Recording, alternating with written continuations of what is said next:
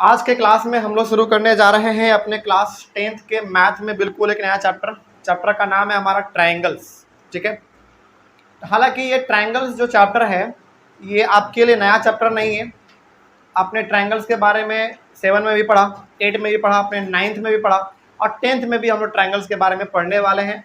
लेकिन बस फर्क थोड़ा सा यहाँ पे ये हो जाएगा कि थोड़ा सा हम लोग क्लास 10 का जो ट्रायंगल होगा उसका लेवल थोड़ा सा ऊपर होगा, है ना।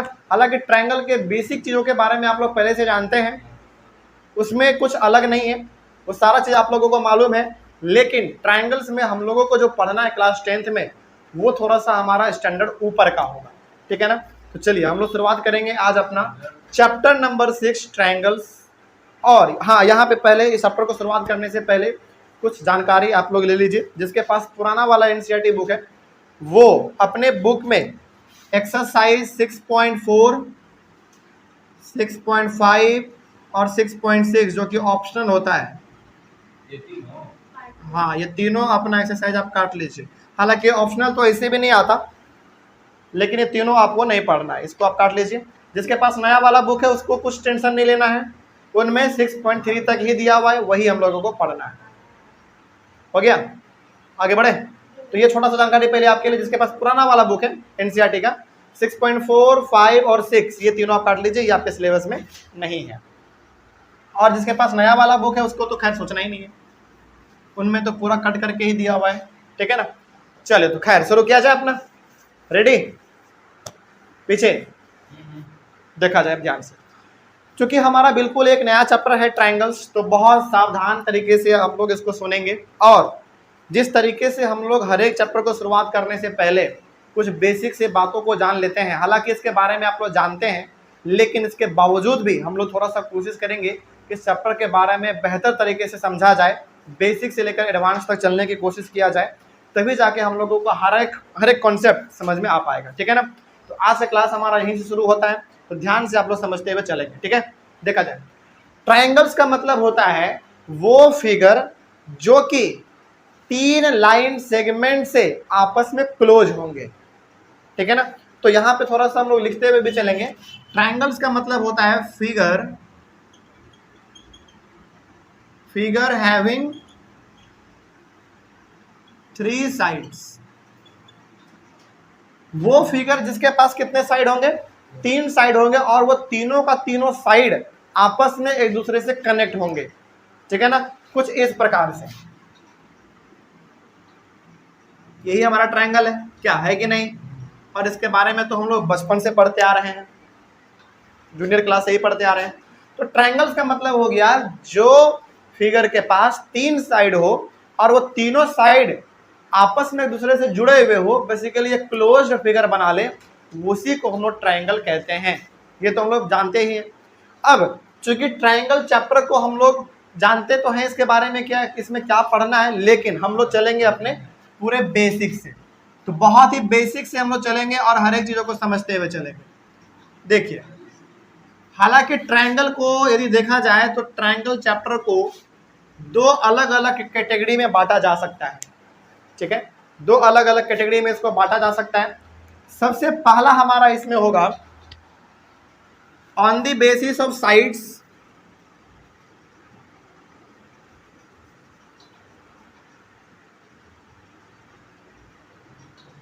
On the basis of sides, यानी कि हम लोग अपने इस ट्रायंगल को 2 अलग अलग कैटेगरी में बांटते हैं। देखिए, अभी जो हम लोग पढ़ने जा रहे हैं ना, ये बहुत ही बेसिक सा बात है। यदि आपको ये समझ में आ जाएगा तो फिर आगे का चीज आपके लिए आसान हो जाएगा। इसीलिए पहले हम लोग इसको ये समझ लेते हैं, on the basis of sides, और दूसरा हमारा है on the basis of angles.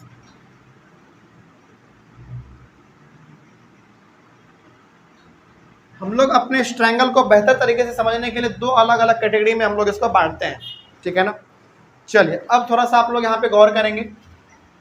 सबसे पहला on the basis of sides का मतलब है कि साइड के बेसिस पे हम लोगों के पास ट्रायंगल 3 प्रकार का होता है।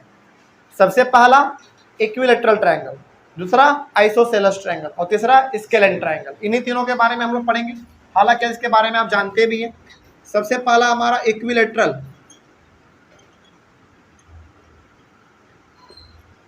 इक्विलेटरल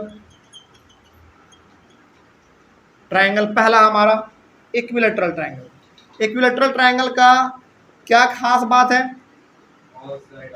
हाँ, इसमें हर एक साइड आपस में इक्वल होते हैं। जैसे मान लीजिए ए बी सी, ये हमारा एक ट्रायंगल है, ठीक है ना। तो जितना ये साइड होगा उतना ही ये और उतना ही ये, इसमें तीनों के तीनों साइड हमारे आपस में इक्वल होते हैं। यही होता है हमारा इक्विलेटरल ट्रायंगल ना। चलिए आगे बढ़ते हैं। फिर दूसरा हमारा होता है इसी के अंदर आइसोसेलेस ट्रायंगल।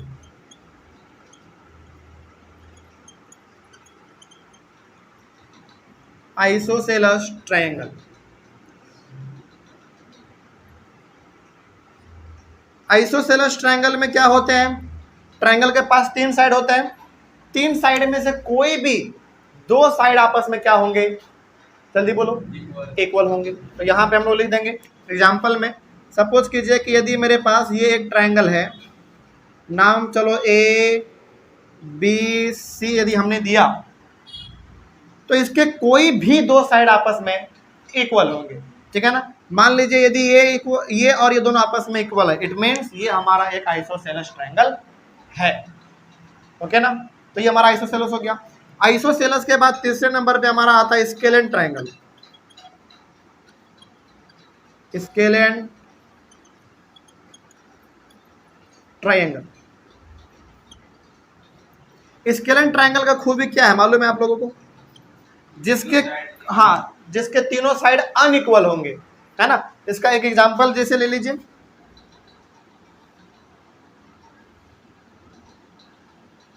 इस तरीके का, ये वाला सबसे बड़ा है, उससे छोटा ये और सबसे छोटा ये। तो ए बी सी, इसमें तीनों साइड डिफरेंट होंगे, इसीलिए हमने तीन तरीके से इसमें सिंबल बना दिया। अब on the basis of sides वाले में कोई डाउट किसी को? तो ट्रायंगल्स हमारा साइड्स के बेसिस पे तीन ही कैटेगरी में बांटा गया है, इक्विलेटरल, आइसोसेलेस और स्केलेन, ठीक है ना।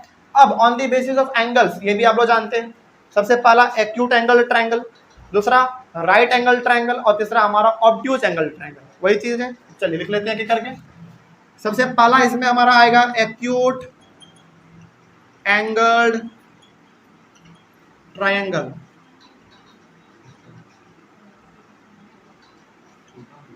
एक्यूट एंगल ट्रायंगल, अच्छा, एक्यूट एंगल ट्रायंगल के बारे में आप लोग कुछ बता सकते हैं? क्या? बिल्कुल, इसके जो वैल्यू होते हैं वो 0 डिग्री से बड़े होते हैं लेकिन 90 डिग्री से छोटे होते हैं। तो यहाँ पे आप एक लाइन में लिख लीजिएगा कि मोर देन 0 डिग्री, हाँ, but less than 90 degree. Very good. एक एग्जांपल इसका देख लीजिए, जैसे यहां पे जो हमारा एंगल बनेगा, इसका आप कुछ नाम दे दीजिए, चलो ए बी सी। यहां जो हमारा एंगल बनेगा ये 0 डिग्री से बड़ा होगा लेकिन 90 डिग्री से हमारा छोटा होगा।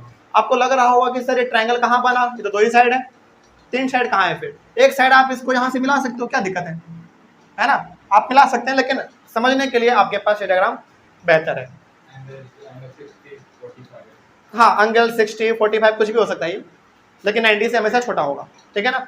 चलिए आगे बढ़ते हैं। फिर दूसरे नंबर पे हमारा आता है right angled triangle.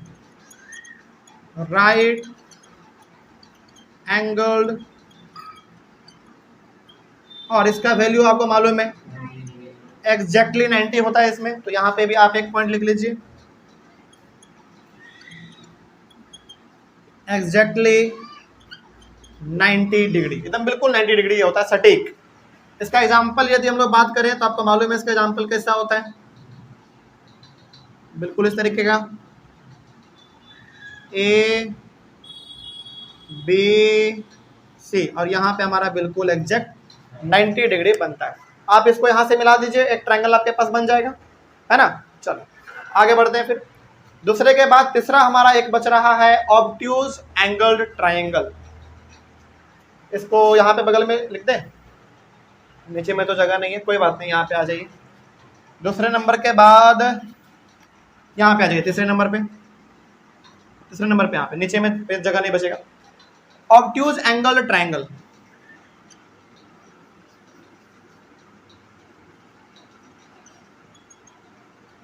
Obtuse angled triangle. Obtuse angle triangle के बारे में भी एक बात आप लोगों को मालूम होना चाहिए। हाँ, 90 डिग्री से बड़ा होगा लेकिन 180 से छोटा होगा। तो यहां पे लिख देंगे more than 90 degree but less than 180 degree. क्या यहां तक किसी को दिक्कत? इसका एग्जांपल बड़ा सिंपल है। इसका एग्जांपल कुछ ऐसा बनता है,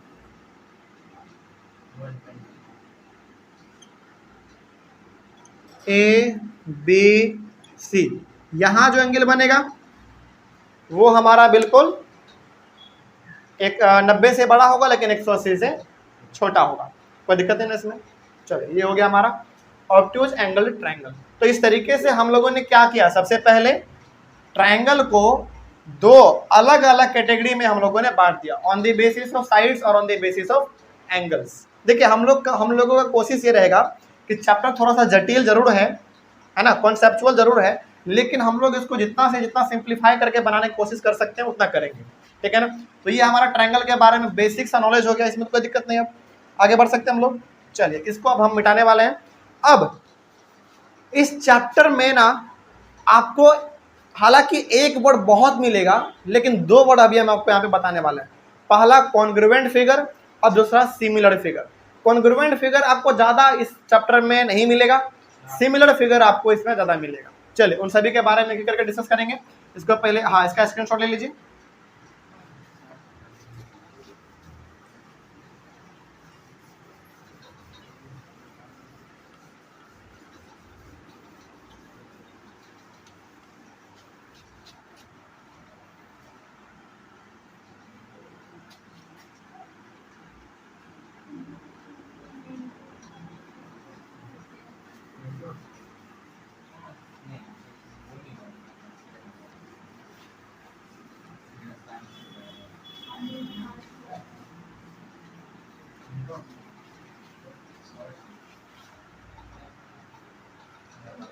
देखिए, इसमें आपको दो प्रकार के फिगर के बारे में पढ़ना है। सबसे पहला है आपका इसमें congruent figure. Congruent figures. Congruent figure के बारे में पहले आप कुछ बातें जान लीजिए। Same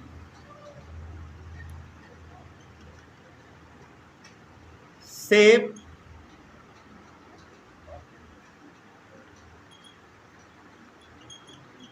and same size. Same shape and same size. और दूसरा अब यहां पे आप जान लीजिए similar figures.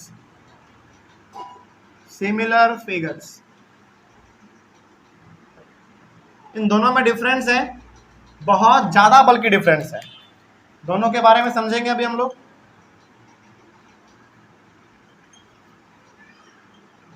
Same shape but different size. इसको लिखिए पहले। अब हम लोग जब इसके एग्जाम्पल को लेके समझेंगे तो आराम से आप इसको समझ जाएंगे। शुरू किया जाए। देखिए, कॉन्ग्रुएंट फिगर के बारे में ना आप लोग क्लास 9 का जो ट्रायंगल चैप्टर से याद कीजिए। क्लास 9 का ट्रायंगल चैप्टर देखो, हालांकि क्लास 9 और 10 का जो ट्रायंगल चैप्टर है ना, दोनों इन्हीं दोनों के बेस्ड है।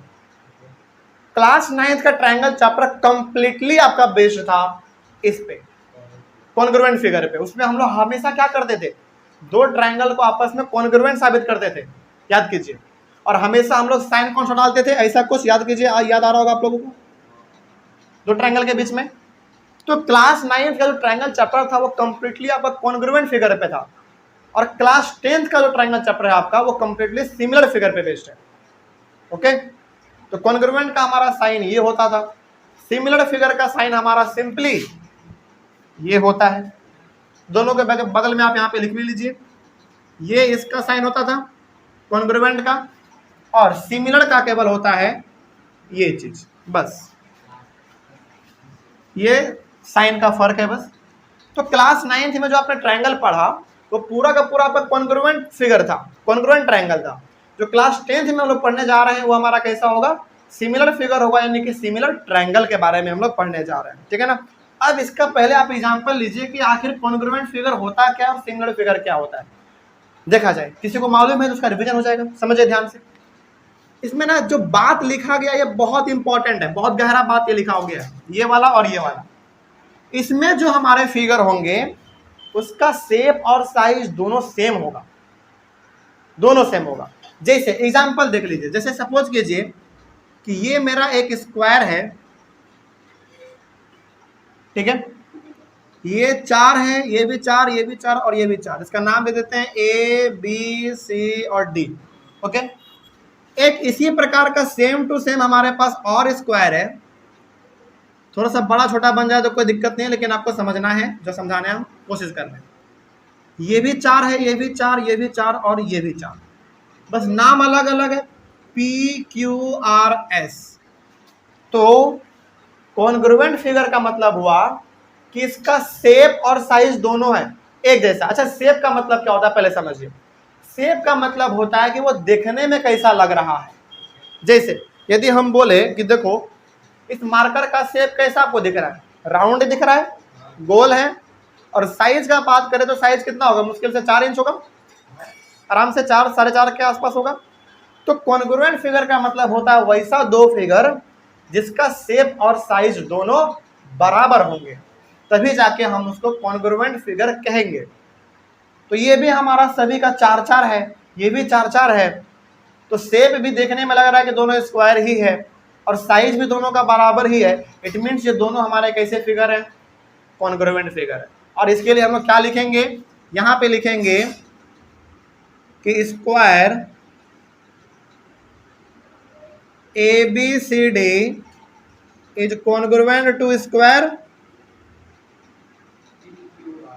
P Q R S. ऐसा ही लिखते थे ना हम लोग क्लास 9th में, बस यहाँ पे हमने स्क्वायर लिखा, क्लास 9th में हम लोग ट्रायंगल के बारे में लिखते थे, है ना। चलिए आगे बढ़ते हैं। फिर इसका और एग्जांपल आप लोग ले सकते हैं, ये तो हमारा पहला एग्जांपल हो गया। दूसरा एग्जांपल और ले लीजिए, जैसे चलिए मान लीजिए फिर से दूसरा एग्जांपल इसका, ये हमारा एक रेक्टेंगल है, आप सपोज कीजिए,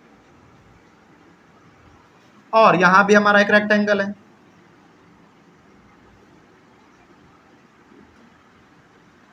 ठीक है। ये थोड़ा सा छोटा बन गया क्या,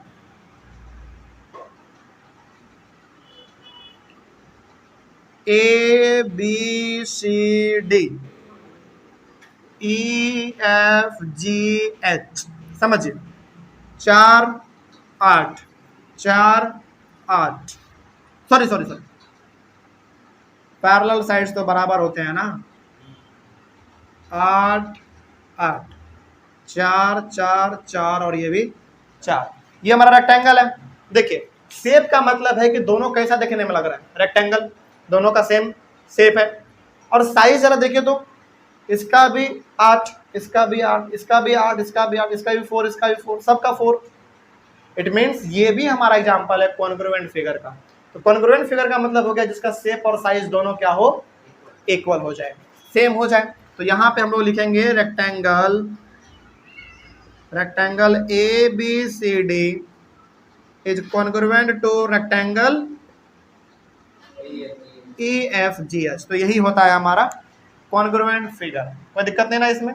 अच्छा एक एग्जांपल आप इसका एक और देख लीजिए, जैसे ये हमारा 2 पेन, दोनों का शेप एक जैसा है, दोनों का शेप एक जैसा है, साइज भी एक जैसा है, सब चीज सेम है, कलर उलर सब सेम है। इट मीन्स ये हमारा कैसे फिगर है, कॉन्ग्रुएंट फिगर है, ठीक है ना। चलिए अब आगे बढ़ जाते हैं थोड़ा सा हम लोग। तो कॉन्ग्रुएंट फिगर में आपको दिक्कत नहीं ना। अब आप आइए सिमिलर फिगर में।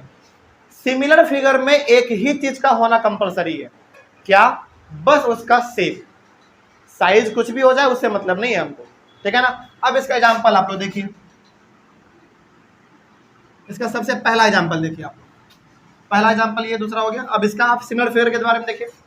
सिमिलर फिगर का मतलब है कि शेप एक होगा लेकिन साइज अलग हो सकता है। जैसे सेम एग्जांपल यहाँ पे लेते हैं, जैसे देखिए ये हमारा एक स्क्वायर है, आपको समझना क्या ये क्या है, स्क्वायर है ABCD, ओके। और यहाँ पे भी ये भी हमारा एक क्या है, स्क्वायर ही है EFGH, ये भी हमारा एक स्क्वायर ही है। ये हमारा एग्जाम्पल है सिमिलर फिगर का। शेप का मतलब हो गया क्या दोनों देखने में एक जैसा लग रहा है, शेप में हम बोल रहे हैं बस। शेप का मतलब ये भी स्क्वायर है तो ये भी स्क्वायर है, तो दोनों देखने में स्क्वायर जैसा लग रहा है, लेकिन क्या साइज दोनों का सेम है? नहीं है। तो साइज हमारा सेम नहीं है लेकिन शेप हमारा एक जैसा है, इट मीन्स ये हमारा एग्जाम्पल हो गया सिमिलर फिगर का। अब कोई दिक्कत इसमें? आगे बढ़े हम लोग, चलिए उसके बाद थोड़ा सा और आगे बढ़ जाते हैं। इसका दूसरा एग्जाम्पल आप इसी से रिलेटेड ले लीजिए, इसी से रिलेटेड। ये हमारा एक छोटा सा रेक्टेंगल है,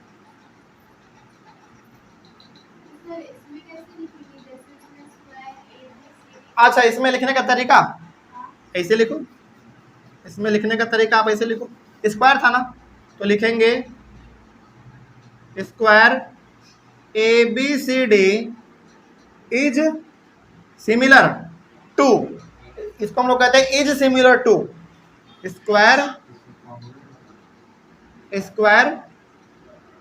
AFGH।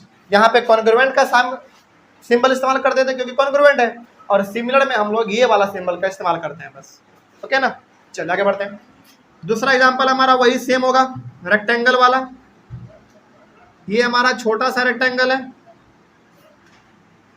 ABCD, आप मान लीजिए कि ये क्या है, रेक्टेंगल है, और ये वाला भी हमारा एक रेक्टेंगल ही है ABCDEFGH, ये भी रेक्टेंगल ही है। तो क्या ये हमारा सिमिलर फिगर का एग्जांपल हुआ? बिल्कुल हुआ, क्योंकि शेप एक है, दोनों रेक्टेंगल है, लेकिन साइज दोनों का अलग है, it means it is also a similar figure. हो गया। तो कॉन्ग्रुएंट फिगर और सिमिलर फिगर में तो कोई दिक्कत नहीं होना चाहिए। आगे बढ़ सकते हैं हम लोग। चलिए अब थोड़ा सा हम लोग यहाँ पे और आगे बढ़ जाते हैं। अच्छा यहाँ पे ना कुछ बातें हैं अब जो कि आप जान लीजिए। क्या जान लीजिए बातें? यहाँ पे कुछ बातें हैं जो कि आपको यहाँ पे नोट करके लिखना है, ठीक है ना। NOTE, ये दोनों लिखने के बाद इसके नीचे आप लिखेंगे, ठीक है। नोट, पहला नोट क्या है, आप ही के बुक से लेते हैं, बहुत इंपॉर्टेंट है। पहला नोट है इसमें, ऑल कॉन्ग्रुएंट फिगर्स आर, लिखते चलिए साथ में, all congruent figures are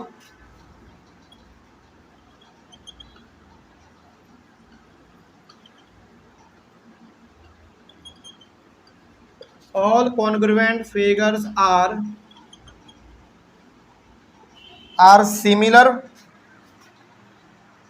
all congruent figures are similar, but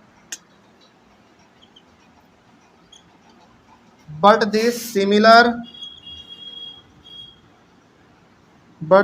figures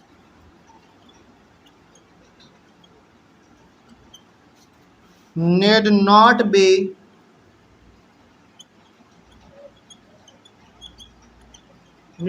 congruent. ये बहुत इंपॉर्टेंट पॉइंट लिखा हुआ है। कई बार ये सवाल ना MCQ टाइप में आ जाता है, ठीक है ना, कई बार ट्रू फॉल्स के रूप में भी ये चीज आ जाता है। क्यों ये हम बता रहे हैं? क्योंकि ये इंपॉर्टेंट है और कई बार CBSE इसको दोहराया है, MCQ या फिर कई बार इसको ट्रू और फॉल्स के रूप में इसको दोहराया है। देखो इसका मतलब पहले समझो इसमें क्या कहा गया है। कहा गया all congruent figures are similar, मतलब सिमिलर फिगर का बात कर रहा है, but these similar figures need not be congruent। बात सही है क्या? ये कह रहा है ना कि जितना भी congruent फिगर है वो congruent फिगर तो है ही साथ वो सिमिलर फिगर भी है। सिमिलर फिगर का क्राइटेरिया क्या है? बस शेप एक होना चाहिए, साइज कुछ भी हो जाए। तो वो शेप तो हमारा इसमें भी लागू होता है। मान लीजिए यदि हमारा दोनों स्क्वायर है, दोनों का शेप भी एक है, दोनों का साइज भी एक है, ठीक है। अब ये हमारा सिमिलर फिगर है। सिमिलर फिगर का मतलब क्या, शेप एक होना चाहिए लेकिन साइज अलग हो जाए चलेगा, लेकिन शेप तो दोनों स्क्वायर ही है और शेप का क्राइटेरिया इसमें भी फुलफिल होता है। इट मीन्स जो हमारा कॉन्ग्रुएंट फिगर है वो हमारा सिमिलर फिगर भी है, लेकिन जो सिमिलर फिगर है क्या वो कॉन्ग्रुएंट फिगर है, नहीं है, क्योंकि इसका साइज अलग होता है, इसका साइज सेम होता है। तो अब ये एग्जांपल से आप समझ गए इस चीज को, कोई दिक्कत नहीं ना होगा इसमें। तो यहाँ पे आपको याद ये रखना है कि जितने भी कॉन्ग्रुएंट फिगर होते हैं इस दुनिया में सारे के सारे सिमिलर फिगर है, लेकिन ये जरूरी नहीं है कि सारे सिमिलर फिगर कॉन्ग्रुएंट फिगर हो, ये जरूरी नहीं है। ओके, चलिए आगे बढ़ते हैं फिर, इसमें तो कोई दिक्कत नहीं ना हो। इसको आप लोग लिख लीजिए जल्दी से, ऑनलाइन वाले बच्चे इसका स्क्रीनशॉट ले लीजिए, क्योंकि इसको भी मिटाएंगे और इसमें भी हम लोग कुछ और बातों को सीखने वाले, नया नया चीज। इसमें कोई दिक्कत नहीं ना, चलो इसको मिटा देते हैं फिर।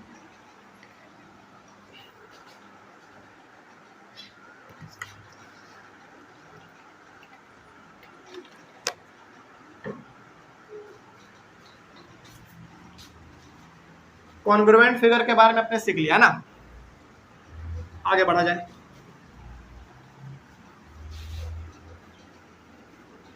ये हमारा पहला नोट हुआ है, पहला नोट। दूसरा नोट अब लिखाने वाले हैं।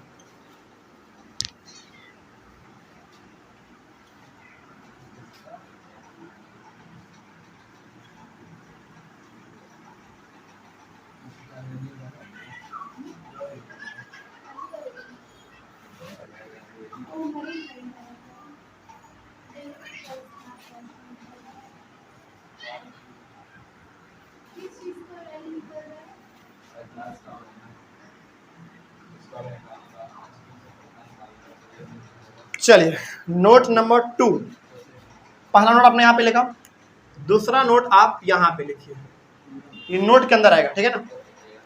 दूसरा इसमें लिखिए, और ये भी बहुत इंपॉर्टेंट है। To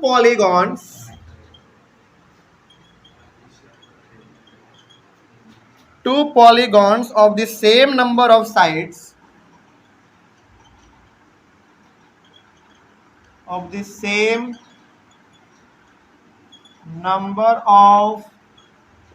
sides are similar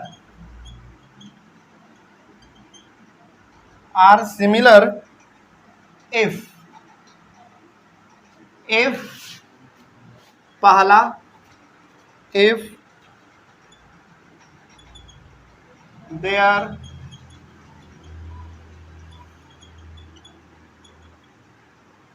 if their corresponding angles are equal, ये हमारा पहला हुआ। और दूसरा है their corresponding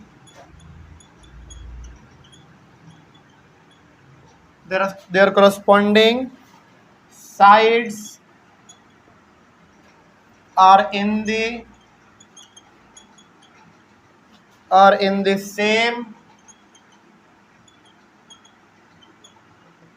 same ratio और प्रपोर्शन। ये हम कहीं बाहर से नहीं लिख रहे हैं, आपके एनसीईआरटी बुक से है, ठीक है ना। चलिए इसका मतलब भी समझिए, पहले क्या कहा गया इसमें, लिख लिए, बोले देखिए। टू पॉलीगॉन्स, पहले तो आप पॉलीगॉन्स का मतलब समझिए। पॉलीगॉन्स का मतलब है 3 साइड वाले फिगर, 4 साइड वाले, 5, 6, 7, 8, 9, 10, ये हमारे। जैसे 3 साइड वाले फिगर को आप लोग क्या कहते हैं, ट्राइंगल। 4 वाले को क्वाड्रिलेटरल, 5 वाले को penta, hexa, hepta, octa, nano, deca, इसे हम लोग करते जाते हैं। तो यहाँ पे बात ये हो रहा है कि चाहे कोई भी फिगर हो, यदि उसका नंबर ऑफ साइड्स बराबर हैं, जैसे मान लीजिए हमारे पास ये ट्राइंगल है, सपोज कीजिए कि ये हमारे पास एक बड़ा सा ट्राइंगल है और यहाँ भी हमारे पास एक बड़ा सा ट्राइंगल है, दोनों में 3-3 साइड है। उसी प्रकार से मान लीजिए कि हमारे पास एक क्वाड्रिलेटरल है, ये भी क्वाड्रिलेटरल है, 4-4 साइड है। उसी प्रकार से 5-5 साइड वाले, 6-6 साइड वाले।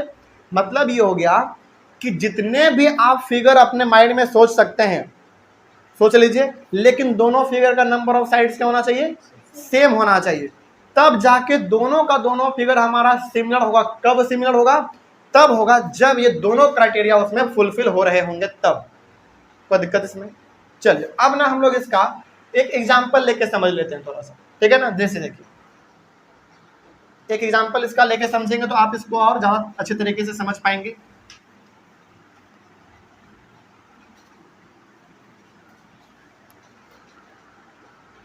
चलिए इसको समझाने के लिए एग्जाम्पल भी आपके बुक से ही ले लेते हैं।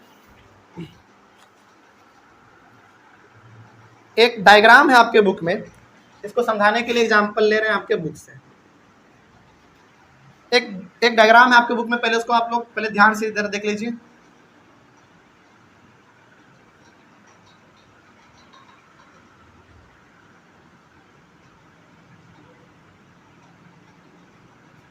एक ये है, इसका नाम है ए बी सी और डी।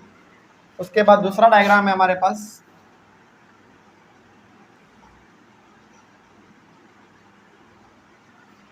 इसका नाम है P Q R S. P Q R S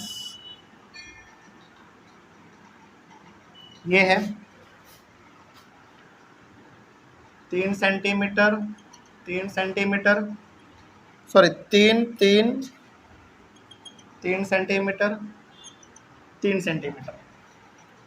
उसके बाद फिर 3.5 सेंटीमीटर 3 सेंटीमीटर 3.5 सेंटीमीटर और ये हमारा 3 सेंटीमीटर। चलिए यहाँ पे ध्यान से समझिए पहले क्या कहा गया इसमें। इसमें कहा गया था पॉलीगॉन। पॉलीगॉन का मतलब 3 साइड वाले, 4 साइड वाले, 5 साइड वाले, 6, 7, 8, 9, 10 अलग अलग प्रकार के हमारे पास नंबर ऑफ साइड्स वाले फिगर हैं। तो हमारे पास यहाँ पे 4 साइड वाले फिगर हैं, तो ये कौन सा पॉलीगॉन हुआ? क्वाड्रिलेटरल हो गया, क्योंकि 4 साइड है। अब यहाँ पे कहा यह जा रहा है कि देखो ये दोनों का दोनों फिगर हमारा सिमिलर तब होगा जब their corresponding angles are equal. क्या हो जाए?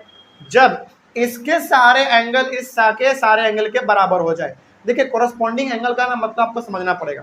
कॉरस्पॉन्डिंग एंगल का मतलब होता है कि इसका ये वाला एंगल तो इसका वाला भी ये वाला एंगल, इसका ये वाला एंगल तो इसका भी ये वाला एंगल, इसका ये वाला तो इसका भी ये वाला, इसका इधर वाला तो इसका भी इधर वाला। इसी को हम लोग कहते हैं कॉरस्पॉन्डिंग एंगल।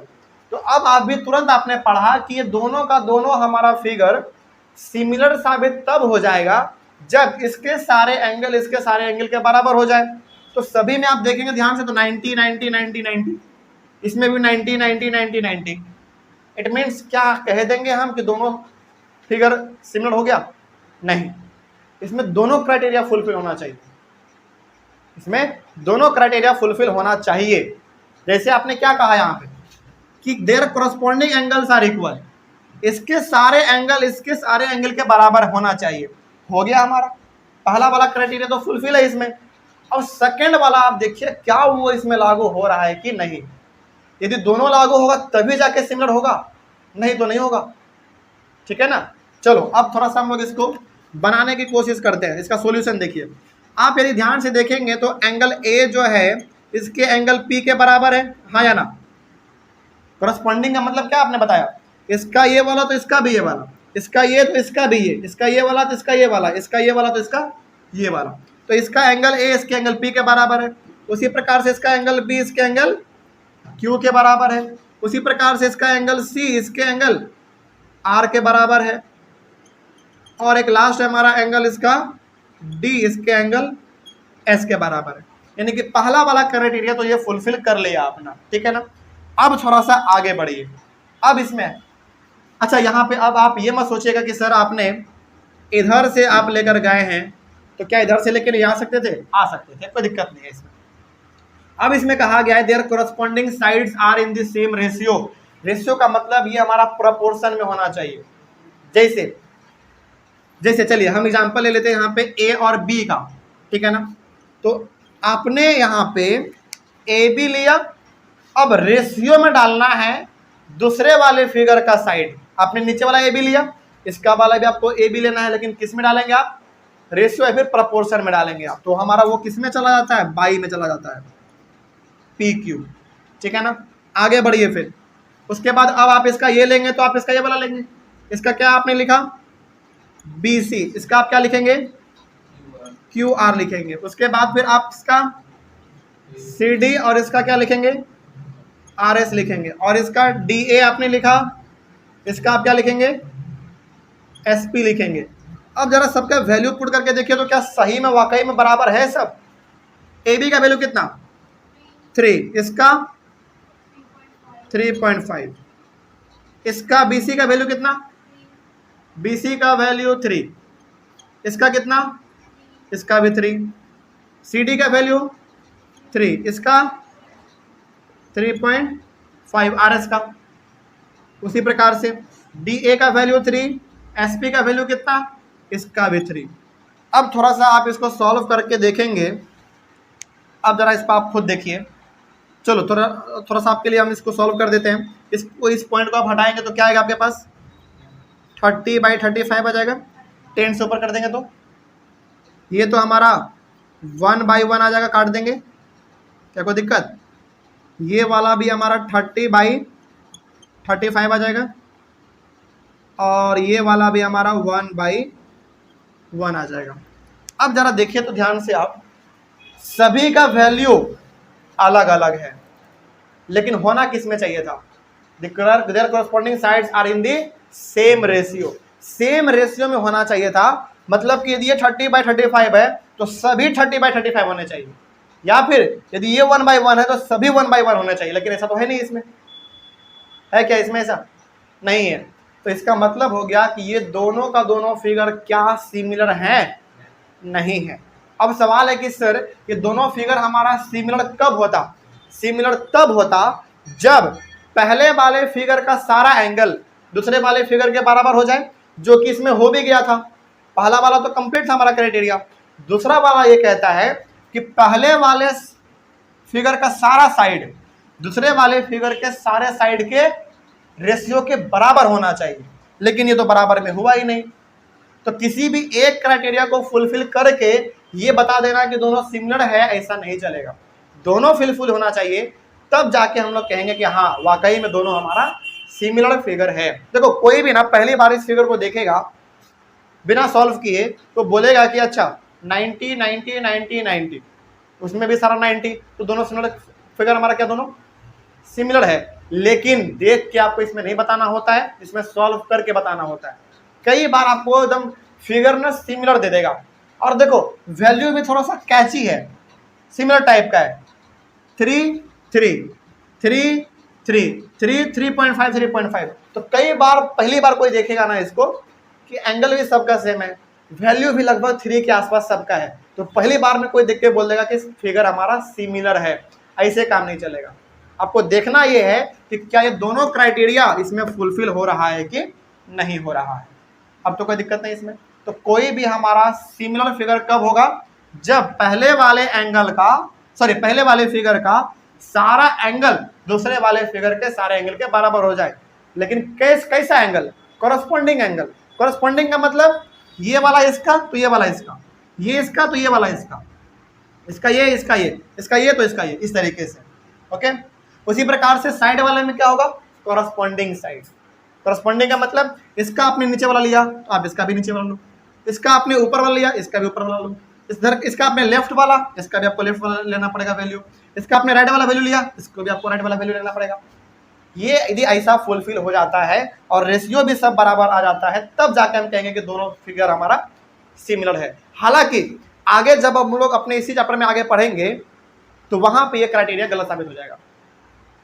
क्या साबित हो जाएगा, वहां पे आपको क्या करना है, कम से कम आप एंगल भी बराबर करके दिखा दो तो दोनों फिगर हमारा सिमिलर साबित हो जाएगा, या फिर कम से कम आप साइड को भी, साइड का रेशियो के भी आप बराबर करके दिखा दो, आपका काम चल जाएगा।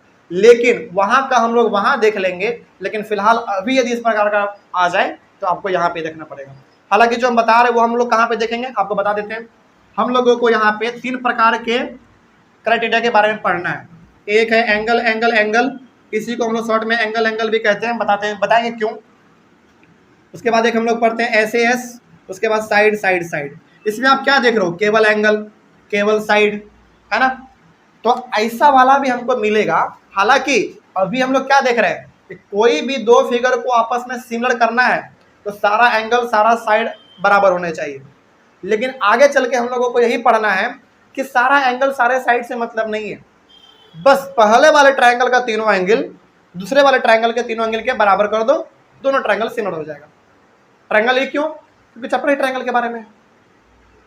या फिर पहले वाले ट्रायंगल का तीनों साइड दूसरे वाले ट्रायंगल के तीनों साइड के बराबर कर दो, दोनों ट्रायंगल हमारा सिमिलर हो जाएगा। ये तब का बात है जब हम लोग बाद में देख लेंगे अपना, तब का बात है। लेकिन अभी फिलहाल आपको यही वाला क्राइटेरिया लगा के चलना है, ठीक है ना। और अब आपको खुद यहाँ पे ध्यान में रहना चाहिए और आपको रहेगा भी कि जब हम लोग ये चीज पढ़ रहे होंगे उस समय पे हमारा ये चीज गलत साबित हो जाएगा। उसमें हमारा दोनों में से कोई एक भी क्राइटेरिया फुलफिल हो गया तो ट्रायंगल हमारा सिमिलर हो जाएगा। लेकिन यहाँ पे दोनों करना पड़ेगा आपको, ओके ना। चलिए आगे बढ़ते हैं फिर, इसमें कोई दिक्कत? चलिए अब थोड़ा सा एक एग्जांपल और ले लेते हैं आपके लिए। एक एग्जांपल, ये हमारा पहला एग्जांपल हो गया। दूसरा एग्जांपल हम लोग यहाँ पे ले लेते हैं। देखिए, और दूसरा भी एग्जांपल आपके बुक का ही है, एकदम same to same diagram.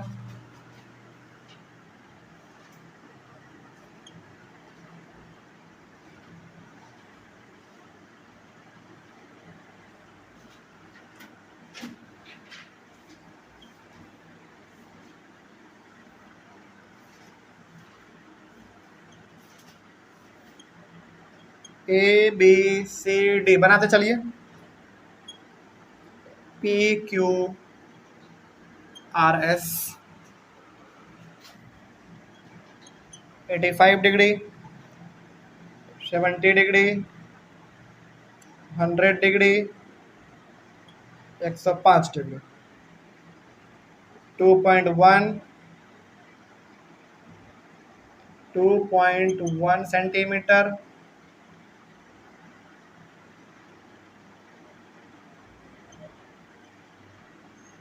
1.5 centimetre, 2.5 centimetre, 2.4 centimetre. उसी प्रकार से 85 डिग्री, 70 डिग्री, 100 डिग्री और ये हमारा 105 डिग्री, 3.0 सेंटीमीटर, 5.0 सेंटीमीटर। युवराज यहाँ तक का दिख रहा है, देख लो एक बार तो। 4.2 सेंटीमीटर, पूरा कंप्लीट, पूरा ठीक है। चलिए ये आपके पास दूसरा वाला एग्जांपल है। समझते हैं कि आखिर क्या ये दोनों फिगर भी हमारा सिमिलर होगा कि नहीं होगा। देखने में लग रहा होगा लेकिन देखने से काम नहीं चलेगा, इसको सॉल्व करके बताना है, ठीक है ना। चलिए देखिए ध्यान से, बनाते हैं सबसे पहले इसको। देखिए, यदि हमको ये दोनों फिगर आपस में सिमिलर साबित करना है तो सबसे पहले हमको देखना पड़ेगा इस वाले फिगर के सारे एंगल उस वाले सारे एंगल के बराबर है कि नहीं। दूसरा क्या है, इस फिगर का सारा कॉरस्पॉन्डिंग साइड उसके सारे कॉरस्पॉन्डिंग साइड के रेशियो में इक्वल है कि नहीं। देखते हैं, सबसे पहला क्राइटेरिया हम लोग लगाते हैं इसका एंगल वाला, ठीक है ना। देखा जाए, इसका एंगल ए जो है इसका एंगल P के बराबर है, इसका एंगल B इसका एंगल Q के बराबर है। 105 तो 105, 100 तो 100, ठीक है ना। उसी प्रकार से इसका एंगल C इसके एंगल R के बराबर है एंड इसका एंगल D इसके एंगल S के बराबर है। बिल्कुल सही दिख रहा है हम लोगों को। 85 85, 70 70, 100 100, 105 105, ओके। पहला वाला क्राइटेरिया तो इसका फुलफिल हो गया। दूसरा वाला करके देख लेते हैं। चलिए, आप लोग कहाँ से लिखना चाहेंगे, ए बी से शुरू करेंगे या फिर डी सी से, ऐसे चलेंगे? कहीं से भी चलिए, आपको रिजल्ट सेम मिलेगा। ए बी से चलिए, कोई बात नहीं। तो यदि हम लोग इसका साइड ए बी लेते हैं तो इसका कौन सा लेना पड़ेगा, पी क्यू, लेकिन किस में, रेशियो में, बराबर। इसका BC, इसका BC तो इसका QR, वेरी गुड। इसका CD तो इसका RS, इसका DA तो इसका SP। अब जरा वैल्यू बताइए तो कितना है AB का वैल्यू 1.5, PQ का कितना है 3.0, BC का वैल्यू है 2.5, QR का वैल्यू है 5.0, CD का वैल्यू है 2.4, उसके बाद RS का वैल्यू है 4.8, उसके बाद इसका है 2.1, इसका है 4.2। ये तो आप लोगों को मानना पड़ेगा कि हर डिजिट में एक डिजिट के बाद पॉइंट है, ऊपर नीचे हर जगह पे, तो हटाएंगे तो कैंसिल हो जाएगा। तो ये तो हमारा 15/30 आ जाएगा, इसका 25/50 आ जाएगा, इसका 24/48 आ जाएगा, और इसका 21/42 आ जाएगा। सबको काटेंगे तो हमारे पास वैल्यू 1/2 आएगा, 1/2, 1/2 और 1/2। देखिए रेशियो सबका 1/2, 1/2, 1/2 आया, इक्वल रेशियो है। एंगल भी सबका हमारा इक्वल है। क्या हम यहाँ पे कह सकते हैं कि दोनों फिगर हमारा सिमिलर फिगर है? बिल्कुल कह सकते हैं, बिल्कुल कह सकते हैं। तो इस प्रकार का यदि सवाल आपके सामने आ जाए तो पहले आपको ये करके देख लेना है कि दोनों क्राइटेरिया फुलफिल हो रहा है कि नहीं हो रहा है। नहीं हो रहा होगा, सिमिलर नहीं है, हो गया तो फिगर हमारा सिमिलर है। अच्छा, सिमिलर का मतलब क्या समझ रहे हैं आप लोग? केवल शेप में एक होगा, साइज में नहीं। साइज तो दोनों का डिफरेंट होगा, इसका भी अलग है, इसका भी अलग है, इसका अलग है, कोई दिक्कत इसमें? आगे बढ़े हम लोग, चलो ऑनलाइन वाले बच्चे इसका स्क्रीनशॉट लीजिए आप लोग जल्दी फटाक से। तो यहाँ पे आपने ये समझ लिया, नोट में आपने दो बातें लिखी।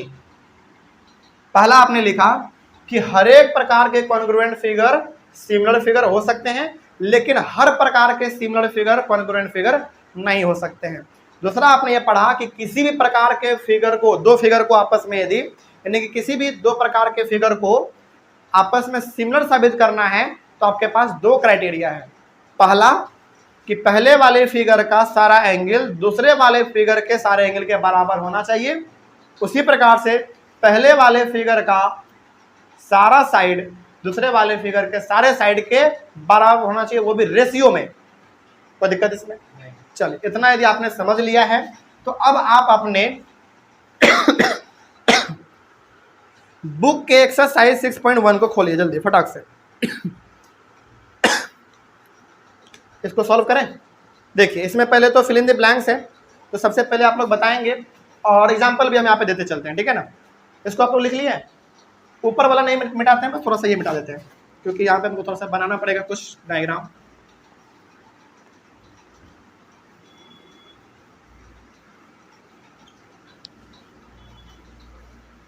एक्सरसाइज 6.1 को आप खोलिए जरा अपने सामने और यहाँ पे पहले फिल इन द ब्लैंक्स को बढ़िए।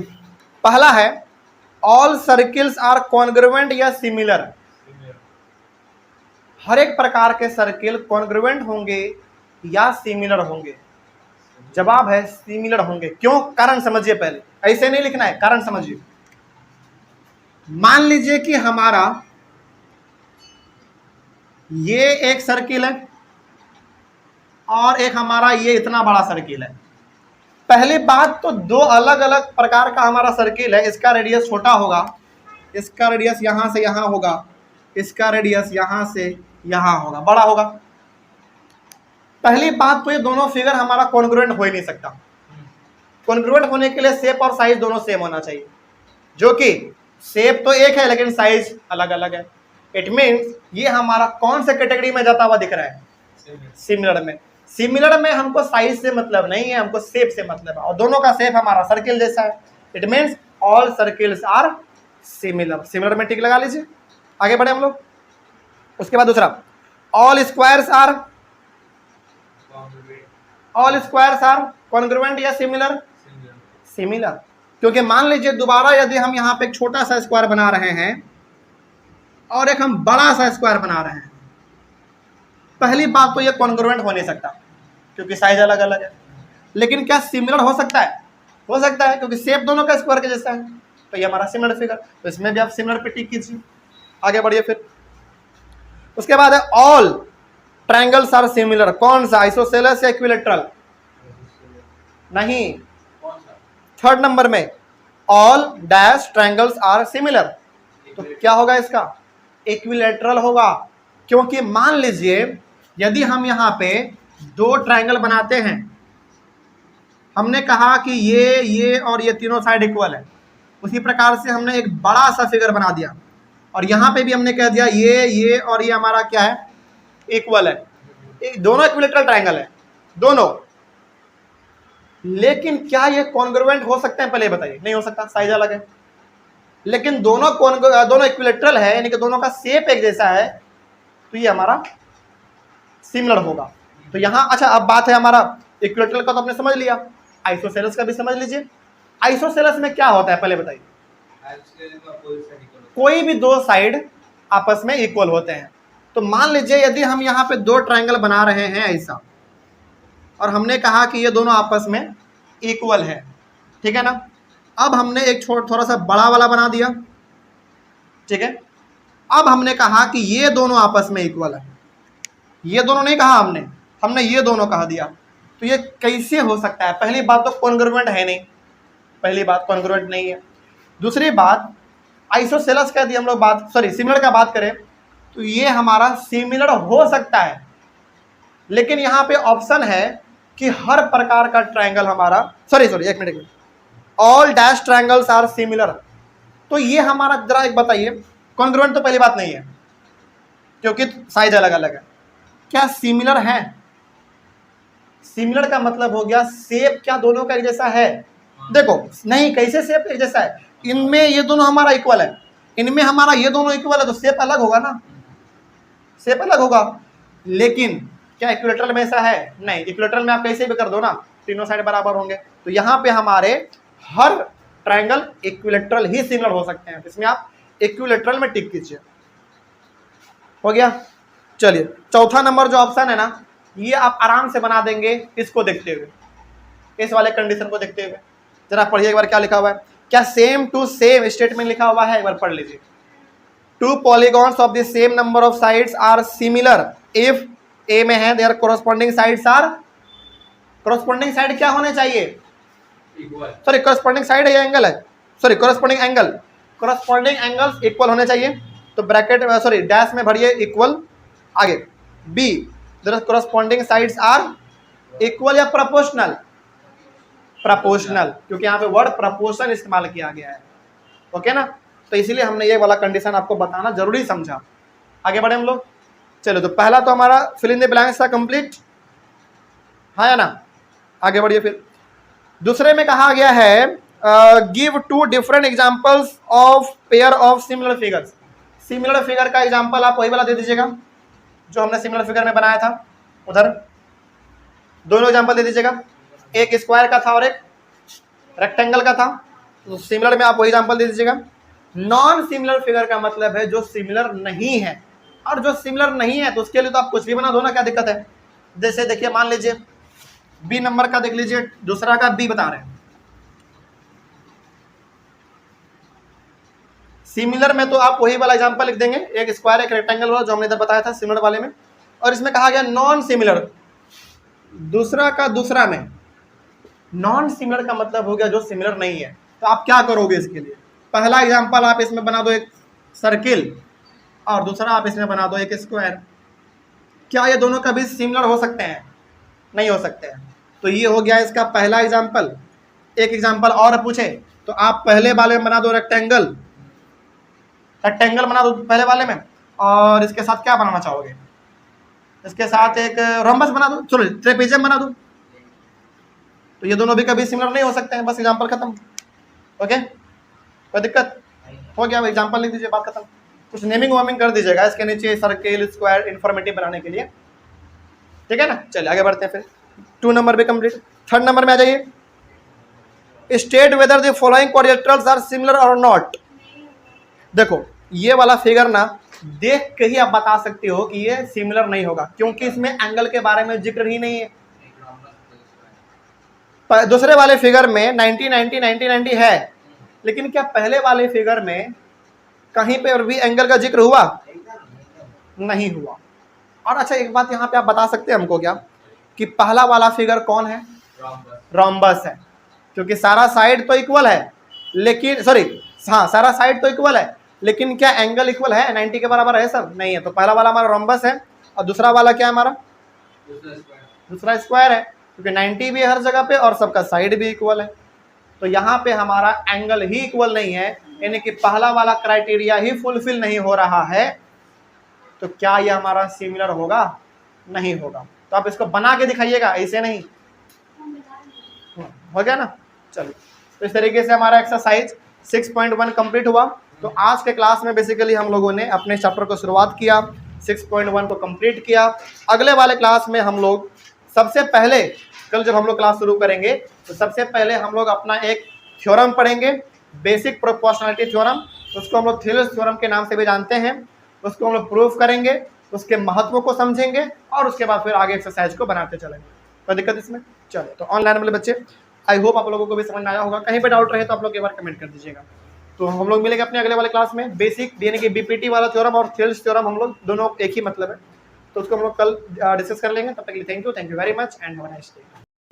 आज के क्लास में हम लोग डिस्कस करेंगे अपना एक बहुत ही इंपॉर्टेंट थ्योरम। देखिए, चूंकि ट्रायंगल हम लोग चैप्टर पढ़ रहे हैं और ट्रायंगल चैप्टर में देखा जाए ना, आपके एनसीईआरटी बुक में जो इस बार सिलेबस में है, यानी कि एक्सरसाइज 6.1, 2 और 3 तक यदि आप ध्यान से देखेंगे तो टोटल आपके पास टोटल 5 थ्योरम है। ठीक है, यानी कि ट्रायंगल चैप्टर में जो इस बार आपको सिलेबस में पढ़ना है उसमें टोटल आपके पास थ्योरम 5 है। लेकिन 5 थ्योरम में से मात्र एक ही ऐसा थ्योरम है जो कि कई गुना ज़्यादा इंपॉर्टेंट है, पहला बात। और दूसरी बात कि ये वाला थ्योरम का हम बात कर रहे हैं और इस वाले थ्योरम को सीबीएसई कई बार सवाल पूछ चुका है।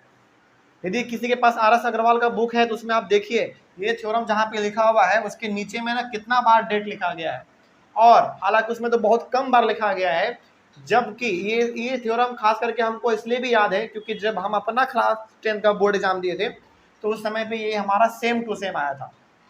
हमको यहाँ तक आज भी याद है कि यही थ्योरम मेरे एग्जाम में भी ट्रायंगल में आया था।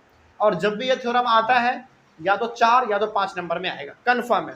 और लगभग 1-2 साल गैप करके सीबीएसई इसको हर साल गैप करके मतलब 1-2 बार पूछ रहा है। 1-2 साल का गैप लेके हर बार सीबीएसई इसको पूछ ले रहा है। तो 5 थ्योरम में से एक ही थ्योरम आपका है जो कि बहुत इंपॉर्टेंट है और ये आपका पहला वाला ही थ्योरम है। ठीक है ना? चलिए, तो इसको आप ध्यान से समझिएगा। और चूंकि ये थ्योरम इतना ज्यादा इंपॉर्टेंट है इसीलिए इसको हम 2 तरीके से बताएंगे आपको। एक तरीका होगा आपका वो वाला जो आपके एनसीईआरटी बुक और आर एस अग्रवाल दोनों में बताया गया, दोनों में लगभग सेम तरीका बताया गया है और सेम है तरीका। एक तरीका हम एक इसमें और एडिशनल बताएंगे आपको, आसान वाला तरीका। अब जो आपको अच्छा लगे आप उसको फॉलो कर लीजिएगा। ठीक है ना? तो 2 तरीका हम बताने जा रहे हैं। 2 तरीका खास करके इस थ्योरम में इसलिए बता रहे हैं ना क्योंकि इंपॉर्टेंट है, पहला बात। दूसरी बात, जो तरीका आपके बुक एनसीईआरटी में दिया गया वो थोड़ा सा लेंदी है, तो हम दोनों तरीका आपको बता देंगे, एक आपके बुक वाला भी और एक मेरा तरीका भी बता देंगे। जिसको आप जो अच्छा लगे आप उसको फॉलो कर लीजिएगा। ठीक है, चलिए शुरू करते हैं। और 5 थ्योरम में से एक ही थ्योरम को हम लोग प्रूफ करने जा रहे हैं, बाकी 4 थ्योरम आपको ऐसे ही सवाल के रूप में बस मिल जाता है, उसको हम लोग ऐसे ही डिस्कस कर लेंगे। और ये वाला थ्योरम प्रूफ की जरूरत है, इसको हम लोग डिटेल में समझेंगे पहले। तो सबसे पहले उस मेथड से हम लोग इसको बना लेते हैं जिस तरीके से आपके बुक में कहा गया है, बाद में हम अपना तरीका आपको बता देंगे। देखिए, पहले आप थ्योरम को समझिए। अच्छा एक बात और, इस थ्योरम को समझने से पहले आप यहाँ पे ये जान लीजिए कि इस थ्योरम को हम लोग बीपीटी थ्योरम के नाम से भी जानते हैं, याद रखिएगा। इसका मतलब होता है बेसिक प्रोपोर्शनलिटी थ्योरम। पूरा फुल फॉर्म नहीं लिखने जा रहे हैं, बस इतना आप याद रख लीजिए कि इस थ्योरम को हम लोग बीपीटी थ्योरम के नाम से भी जानते हैं। फुल फॉर्म आप लिखना चाहे तो बेसिक प्रोपोर्शनलिटी थ्योरम आप ये भी कह सकते हैं, या फिर इसका एक और नाम है जो कि बहुत ही चर्चित है, थेल्स थ्योरम। थेल्स थ्योरम इसलिए क्योंकि एक हमारे बहुत ही ग्रेट मैथमेटिशियन थे जिनका नाम था थेल्स, उन्होंने ही ये वाला थ्योरम हम लोगों को दिया था। तो इसको हम लोग बीपीटी या फिर थेल्स थ्योरम के नाम से भी जानते हैं। तो इसको आप यहाँ पे इसे मेंशन करके लिख लीजिएगा। चलिए अब आते हैं हम लोग अपने मेन मुद्दे पे कि आखिर ये थ्योरम कहता क्या है। बहुत ध्यान से समझते चलिएगा, ठीक है ना? थोड़ा सा लंबा है लेकिन समझ में आ जाएगा। कहा गया है if a line is drawn parallel to one side of a triangle. चलिए, आपको ऊपर वाला कुछ भी समझ में नहीं आया, छोड़िए आप उसको, लेकिन यहाँ पे एक ट्रायंगल का बात हुआ ना, तो पहले आप एक ट्रायंगल को बना लीजिए, बाद में देखेंगे जो बात कहा गया है। पहले आप ट्रायंगल का जिक्र हुआ तो पहले आप एक ट्रायंगल बना लीजिए, थोड़ा सा बड़ा बनाएंगे और थोड़ा सा सीधा भी।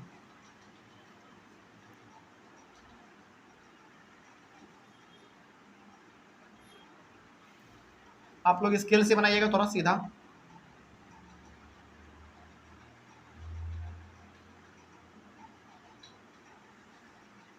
ट्रायंगल कुछ आप नाम इसका दे दो, चलो ए बी सी, ये हमने यहाँ पे इस तरीके से ट्रायंगल बनाया।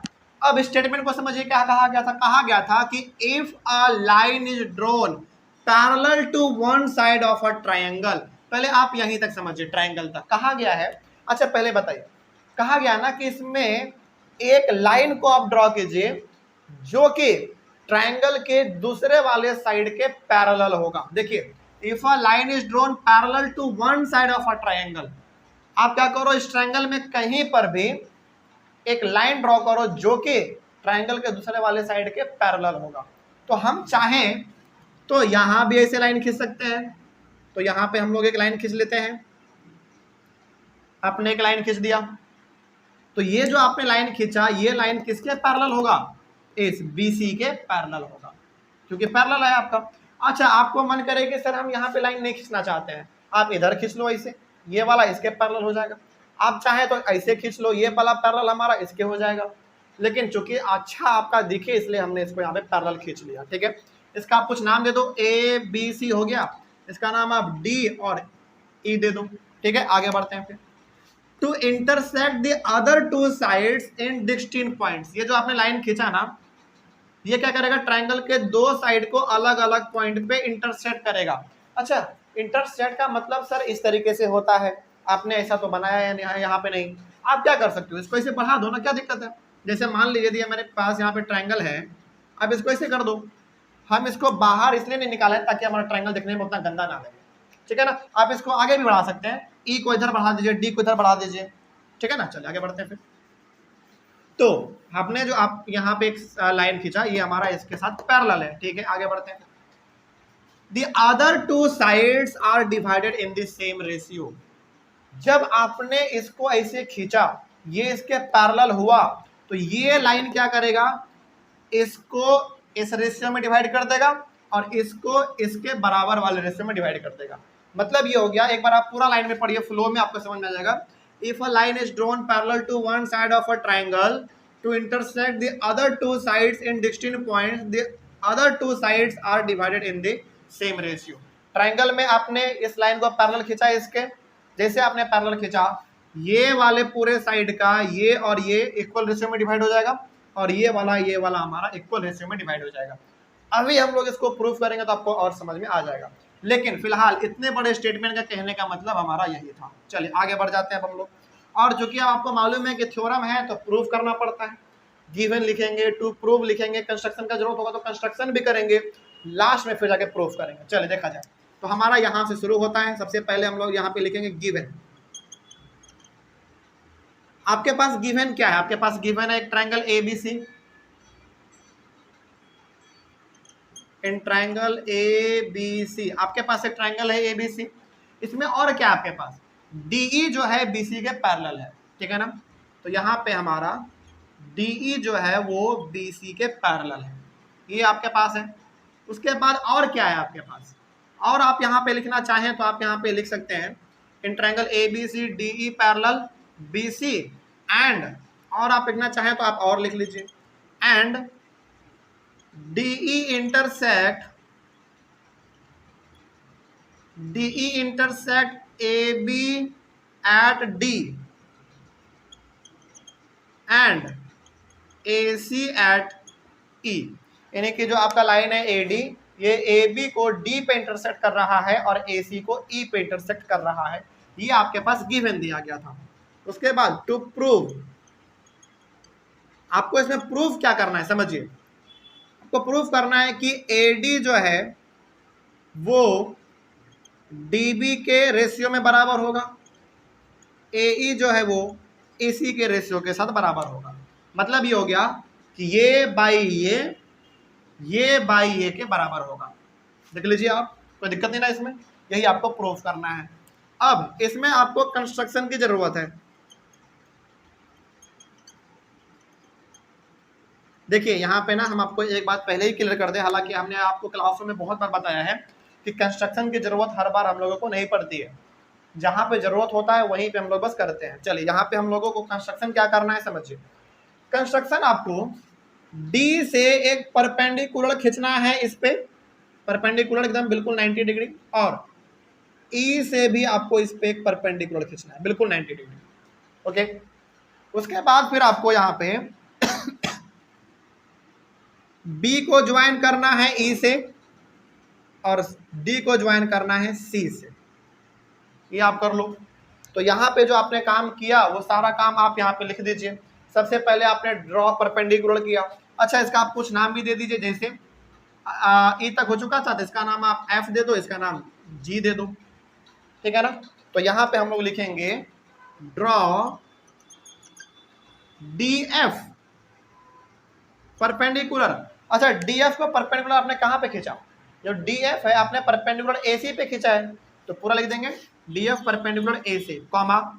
उसके बाद आपने खींचा ई जी परपेंडिकुलर ए बी पे आपने परपेंडिकुलर खींचा है।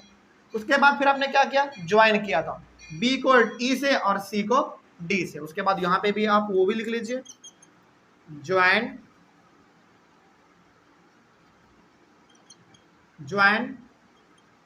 Be and C D. इतना आपने कर दिया, बस आगे बढ़ जाते हैं अब हम लोग थोड़ा सा प्रूफ में। आइए, अब यहीं से आपका मेन काम चालू होता है। चलिए समझिए ध्यान से, पहले आप शुरू करें। देखिए यहाँ पे ना आपके पास, ध्यान से आप देखिए, पहले हम जो दिखाना चाह रहे हैं आपको, यहाँ पे आप लिखिए पहले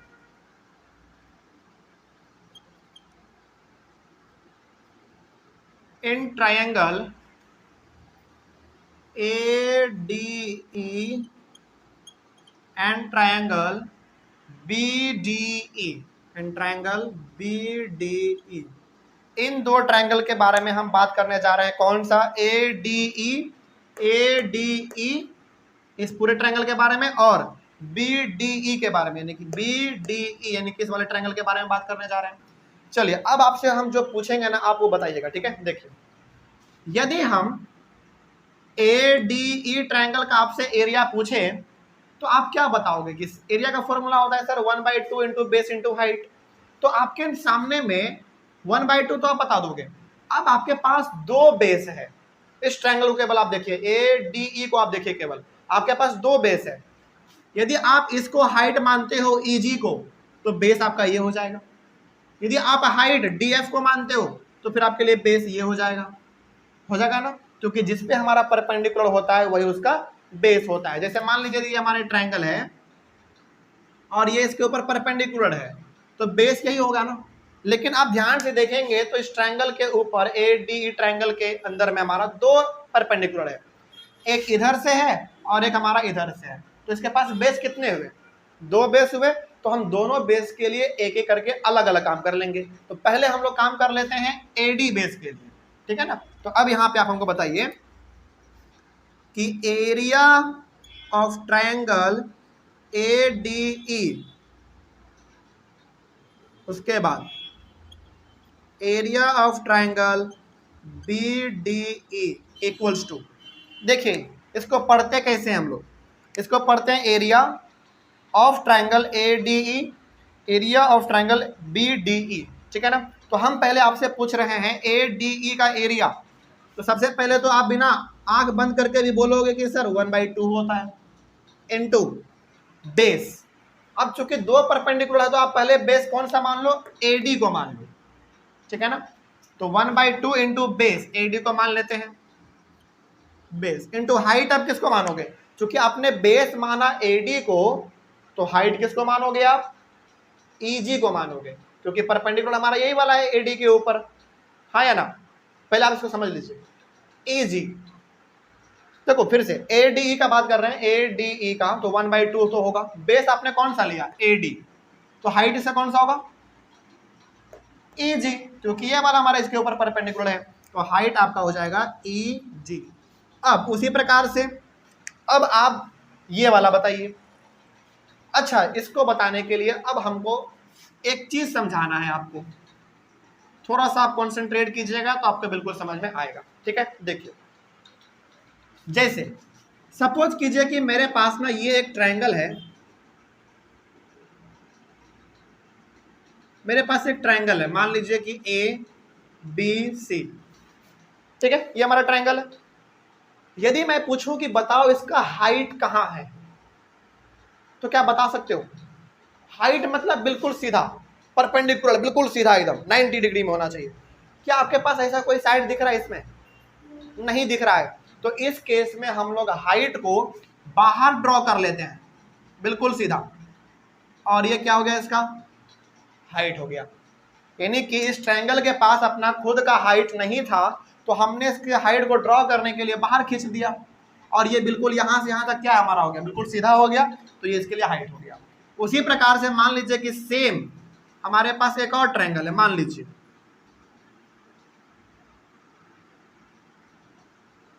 ये वाला ट्रायंगल, मान लीजिए आप इसको भी ए बी सी मान लीजिए।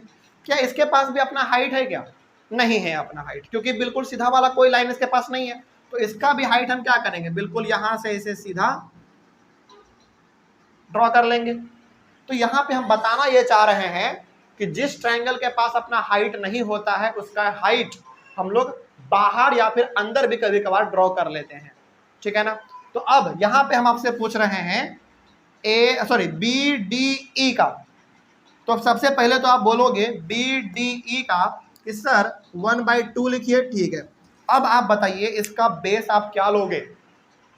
इसका बेस तो आपको यही लेना पड़ेगा, ट्रायंगल हम कौन सा बोल रहे हैं, बी डी ई, तो इसका बेस तो केवल डी बी हुआ ना, इसका बेस तो केवल डी बी हुआ, तो इसमें लिखेंगे हम लोग डी बी। अब यदि मैं बोलूं कि बताओ इसका हाइट क्या है, तो क्या बता सकते हो इसका हाइट? बी डी ई का 1/2 इंटू बेस आपने लिख दिया डी बी। अब इस ट्रायंगल बी डी ई का, यानी कि इस पूरे ट्रायंगल का आप हाइट बताओ क्या होगा? इसका हाइट होगा ई जी। बोलो क्यों? क्योंकि हमारा ट्रायंगल केवल बी डी ई यहीं तक है, लेकिन इसका हाइट हमने क्या किया, एक तरीके से परपेंडिकुलर के तौर पे हमने ई जी को बाहर खींचा है। आप ध्यान से कॉन्सेंट्रेट करके देखिए तो आपको दिखेगा बी डी ई ट्रायंगल हमारा, और क्या इसका अपना कुछ का हाइट है? नहीं है, तो हमने कहां से ड्रॉ किया, पॉइंट ई से जी जो परपेंडिकुलर खींचा, वो परपेंडिकुलर इसके हाइट के लिए भी सेम बिहेव करेगा जिस तरीके से बी ए डी ई के लिए काम किया था, तो इसका भी हाइट क्या हो जाएगा, ई जी हो जाएगा, कोई दिक्कत नहीं ना। और ये हमने क्यों बताया आपको, ऐसा क्यों बताया उधर हमने, ताकि ट्रायंगल का बाहर भी परपेंडिकुलर खींचा जा सकता है।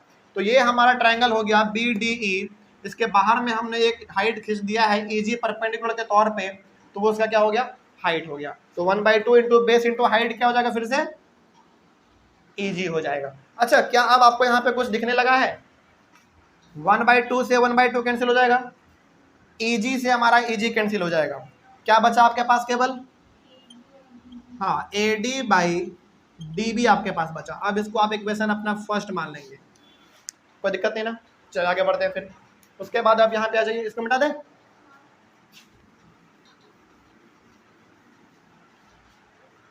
सिमिलरली, यहाँ पे एक वर्ड आप इस्तेमाल करेंगे, सिमिलरली।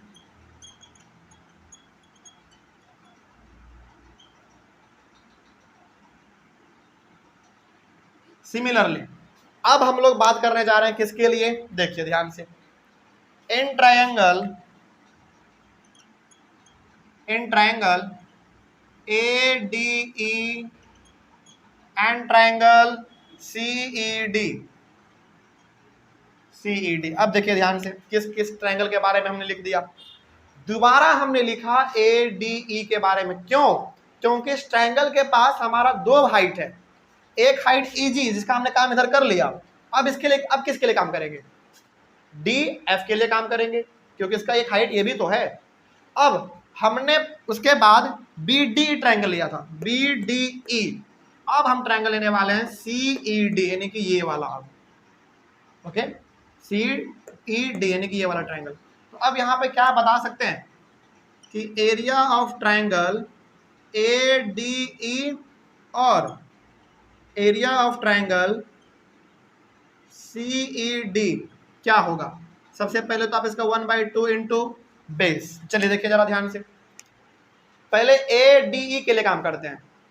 ADE आपने 1/2 लिखा, अब बेस कौन सा लेंगे। पहली बार में आपने बेस AD को लिया था, अब क्यों आपने AD लिया था, क्योंकि हम लोग इस वाले परपेंडिकुलर के लिए काम कर रहे थे। अब आप बेस कौन सा लेंगे, AE लेंगे, वेरी गुड। तो 1/2 इंटू बेस यानी कि AE इंटू, अब हाइट कौन सा लेंगे आप, DF लेंगे, क्योंकि आपने बेस ये वाला लिया है तो हाइट भी आपको ये वाला लेना पड़ेगा, क्योंकि पिछले बार आपने हाइट किसका लिया था, EG। अब आपको हाइट यहाँ पे लेना है DF का, क्योंकि आपने बेस इसको मान लिया है और परपेंडिकुलर भी हमारा इसी के ऊपर है, तो हमारा अब हाइट हो जाएगा DF। तो ये हमारा हो गया ऊपर वाले के लिए 1/2 इंटू बेस इंटू हाइट। अब क्या उसी तरीके से आप इसके लिए बता सकते हो CED के लिए, सबसे पहले तो हमारा 1/2 होगा इंटू, जिस तरीके से आपने बेस इस वाले ट्रायंगल के लिए BD लिया था, उसी तरीके से BD लिया था ना आपने, बेस DB लिया था, तो हमारा ट्रायंगल अब है CED। तो इसके लिए आप बेस कौन सा लोगे, ये वाला लोगे बेस ये वाला EC, 1/2 इंटू बेस इंटू। अब बताइए उसी प्रकार से इसका फिर हाइट क्या होगा, इसका हाइट इस वाले का, ट्रायंगल हमारा CED केवल यहीं तक है। अब इसका हाइट आप क्या लोगे, इसका देखो, इसका हाइट DF लिया गया है, क्योंकि आपने इसका हाइट EG लिया था जो कि एक परपेंडिकुलर है ये वाला। अब इसके लिए आप हाइट लोगे DF, क्योंकि ये भी इसका बाहर में हाइट है, कोई दिक्कत नहीं ना। तो ये इसका हो गया DF इंटू DF। क्या यहाँ पे भी आपको कुछ दिखना शुरू हो गया है, बिल्कुल 1/2 से 1/2 कैंसिल और DF से हमारा DF कैंसिल, क्या बचा आपके पास, केवल बचा AE/EC, और इसको आप मानेंगे अपना इक्वेशन नंबर 2। यहां तक कोई दिक्कत, चलिए अब आगे बढ़ते हैं। अब नाउ यहाँ पे ना पहले हम एक स्टेटमेंट लिखेंगे, उस स्टेटमेंट को फिर समझाएंगे आपको हम क्या कहना चाह रहे हैं। नाउ पहले लिख लीजिए क्या लिखाना चाह रहे हैं हम, लिख लीजिए, उसके बाद बताते हैं इसका मतलब क्या है। we know that पहले लिख लीजिए इसको, फिर समझाएंगे, एक्सप्लेन करेंगे। we know that triangles on the same base and between the same parallel lines are equal in areas। क्या लिखा हमने, we know that triangles on the same base and between the same parallel lines are equal in areas। इसका मतलब पहले आप समझिए इसका मतलब हुआ क्या। इसको ना थोड़ा सा आप ऐसे समझिए, जैसे मान लीजिए कि ये वाला हमारा एक लाइन है और हमारा ये भी एक लाइन है, और दोनों लाइन हमारा पैरेलल है, इसका आप L, इसका नाम आप M दे दीजिए, दोनों पैरेलल है। अच्छा, पैरेलल लाइन का मतलब क्या हुआ, बिल्कुल एक दूरी पे, ना ही आपस में सटेंगे ना ही एक दूसरे से दूर भागेंगे। पैरेलल लाइन का मतलब बिल्कुल सीधा आगे बढ़ता चला जाएगा, ठीक है, ये हो गया हमारा। अब यहां पे हमारे पास एक ट्रायंगल है, यहां पे हमारे पास एक ट्रायंगल है, ये है, ये हमारा एक ट्रायंगल है।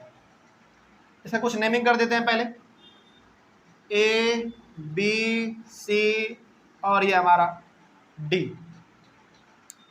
अब यहां पे आपके पास क्या दो ट्रायंगल दिख रहा है क्या, आपको यहां पे दो ट्रायंगल दिखना चाहिए। देखिए कौन कौन सा बताते हैं, समझिएगा ध्यान से।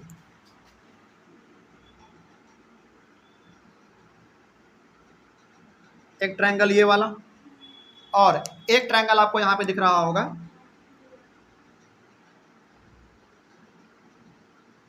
ये वाला, दो ट्रायंगल आपको यहां पे दिख रहा है। हम बताना क्या चाहते हैं, हम आपको ये वाला स्टेटमेंट समझाना चाह रहे हैं। क्या है ये वाला स्टेटमेंट? हालांकि क्लास 9th का स्टेटमेंट है, बताते हैं क्या है। अब तो सबसे पहले बात हमको यहाँ पे बताइए आप लोग कि यदि ये दोनों हमारा लाइन पैरेलल है तो इन दोनों के बीच में हर जगह पे हाइट सेम होगा। और क्या यहाँ पे आपको दो ट्रायंगल दिखा, पहला ABC और दूसरा ट्रायंगल DBC, दिखा ना दो ट्रायंगल। और क्या दोनों का दोनों ट्रायंगल हमारा सेम बेस BC पे है कि नहीं? बिल्कुल सेम बेस BC पे है।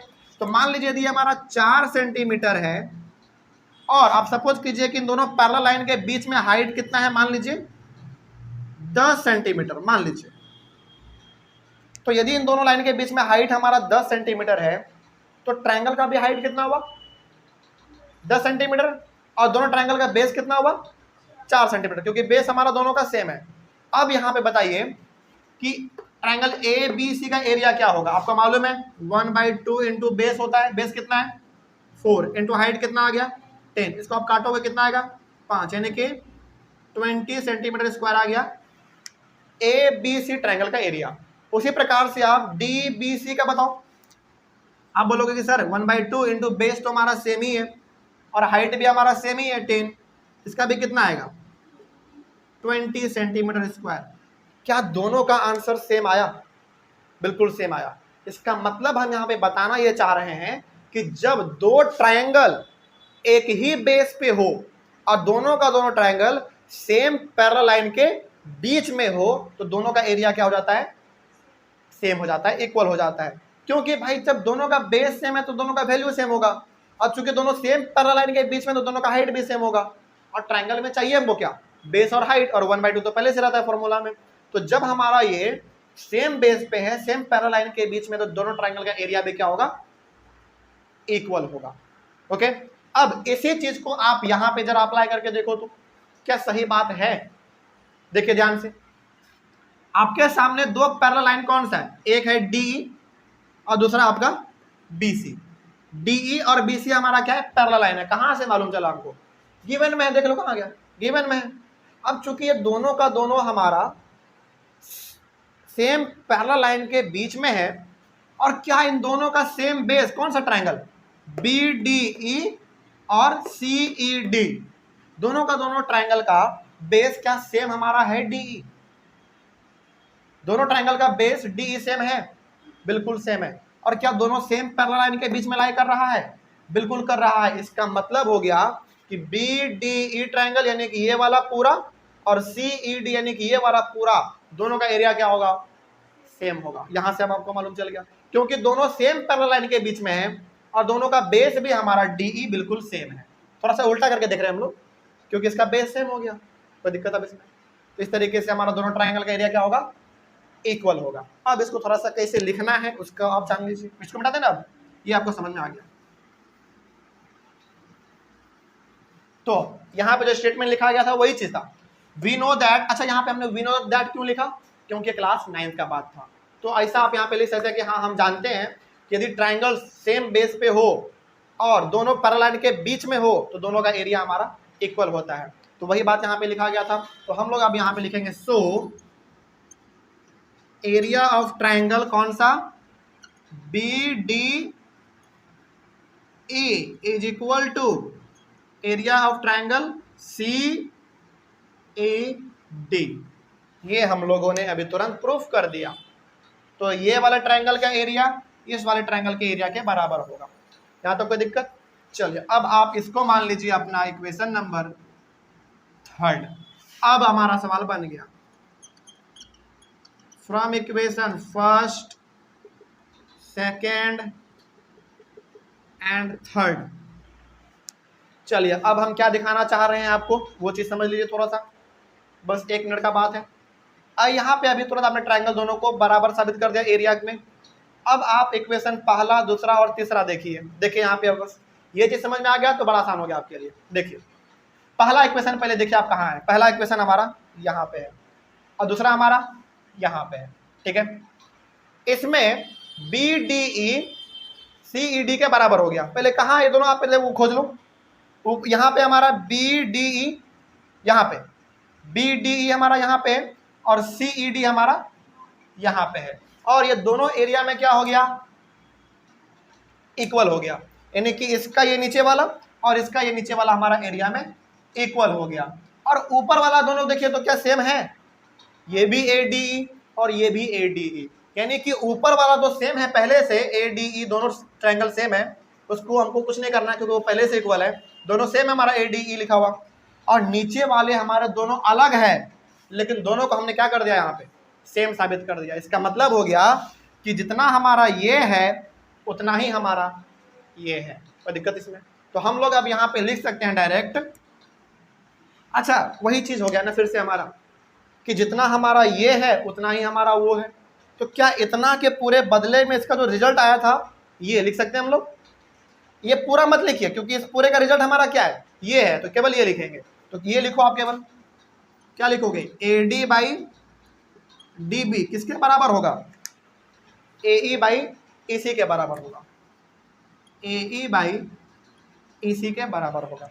क्या यही आपको प्रूफ करना था? जरा देख लीजिए टू प्रूफ में, AD/DB AD/DB, okay, AE/EC AE/EC, ये आपको प्रूफ करना था और ये आपका प्रूफ हो गया। और लास्ट में आप लिख दीजिएगा हैंड्स प्रूफ। क्या हर एक स्टेटमेंट समझ में आया है, हर एक लाइन? क्योंकि यदि आपने ये चीज समझ लिया ना तो फिर आपको यदि एग्जाम में इस सवाल आ जाता है तो 4 से 5 नंबर आपका कंफर्म है, कोई दिक्कत इसमें? चलो इस तरीके से हमारा ये पहला वाला कंप्लीट हुआ।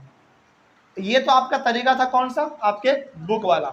अब एक तरीका आप थोड़ा सा मेरा वाला भी देख लीजिए, इसमें थोड़ा सा आपको ज्यादा कुछ लिखना पड़ता है, मेरे वाले तरीके में आपको थोड़ा सा कम लिखना पड़ेगा, इसमें तो कोई दिक्कत नहीं ना। आप ऑनलाइन वाले बच्चे सबसे पहले आप लोग इसका एक बार स्क्रीनशॉट लीजिए और इसको अपने कॉपी में डायग्राम थोड़ा सा बड़ा बना लीजिएगा आप लोग, और इसको सेम टू सेम ऐसे ही आप लोग इसमें लिखिए। चलिए इतना हो गया, तो इसको मिटा जाए। अब मेरा तरीका क्या है उसको भी आप लोग थोड़ा सा देख लीजिए, क्योंकि यदि वो आप समझ जाते हैं तो दोनों तरीका में से कोई भी आप एक तरीका लिख लीजिए, आराम से आपका सवाल बन जाएगा।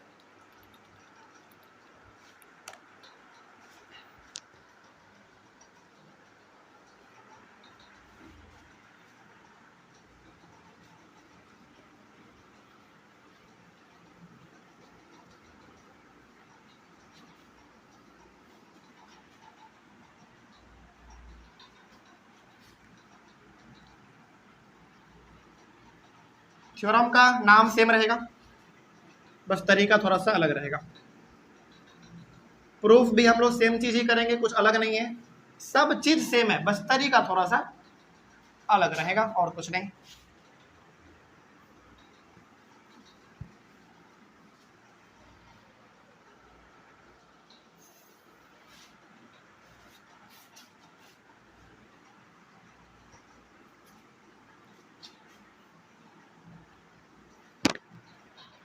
देखिए फिर से बहुत इंपॉर्टेंट, ये थ्योरम का नाम सेम रहेगा, ठीक है। बस यहां पे आप लिख क्या लीजिए, आप यहां पे लिख लीजिए अनदर मेथड, अनदर मेथड, यानी कि ये दूसरा मेथड है इस थ्योरम को प्रूफ करने का, ठीक है ना। पहला वाला मेथड तो आपके बुक का था, वो हमने आपको समझा दिया। ये आपका अनदर मेथड है जो कि मेरा तरीका, मेरा तरीका थोड़ा सा। अब इसमें क्या होगा, स्टेटमेंट का नाम सेम रहेगा, सब चीज सेम रहेगा, बस आगे समझिए इसमें क्या कहा गया था। सबसे पहले तो जो स्टेटमेंट है उसके हिसाब से हमने ट्रायंगल बनाया था, वैसा ही सेम टू सेम एक ट्रायंगल बना लेते हैं हम लोग।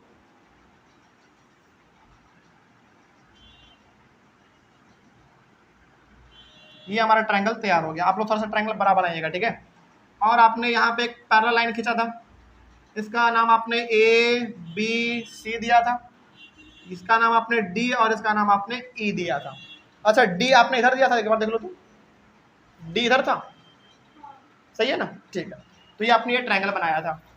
चलिए अब इसमें आपने गिवन क्या लिखा था, वो भी सेम रहेगा। गिवन आपने लिखा था कि in triangle ABC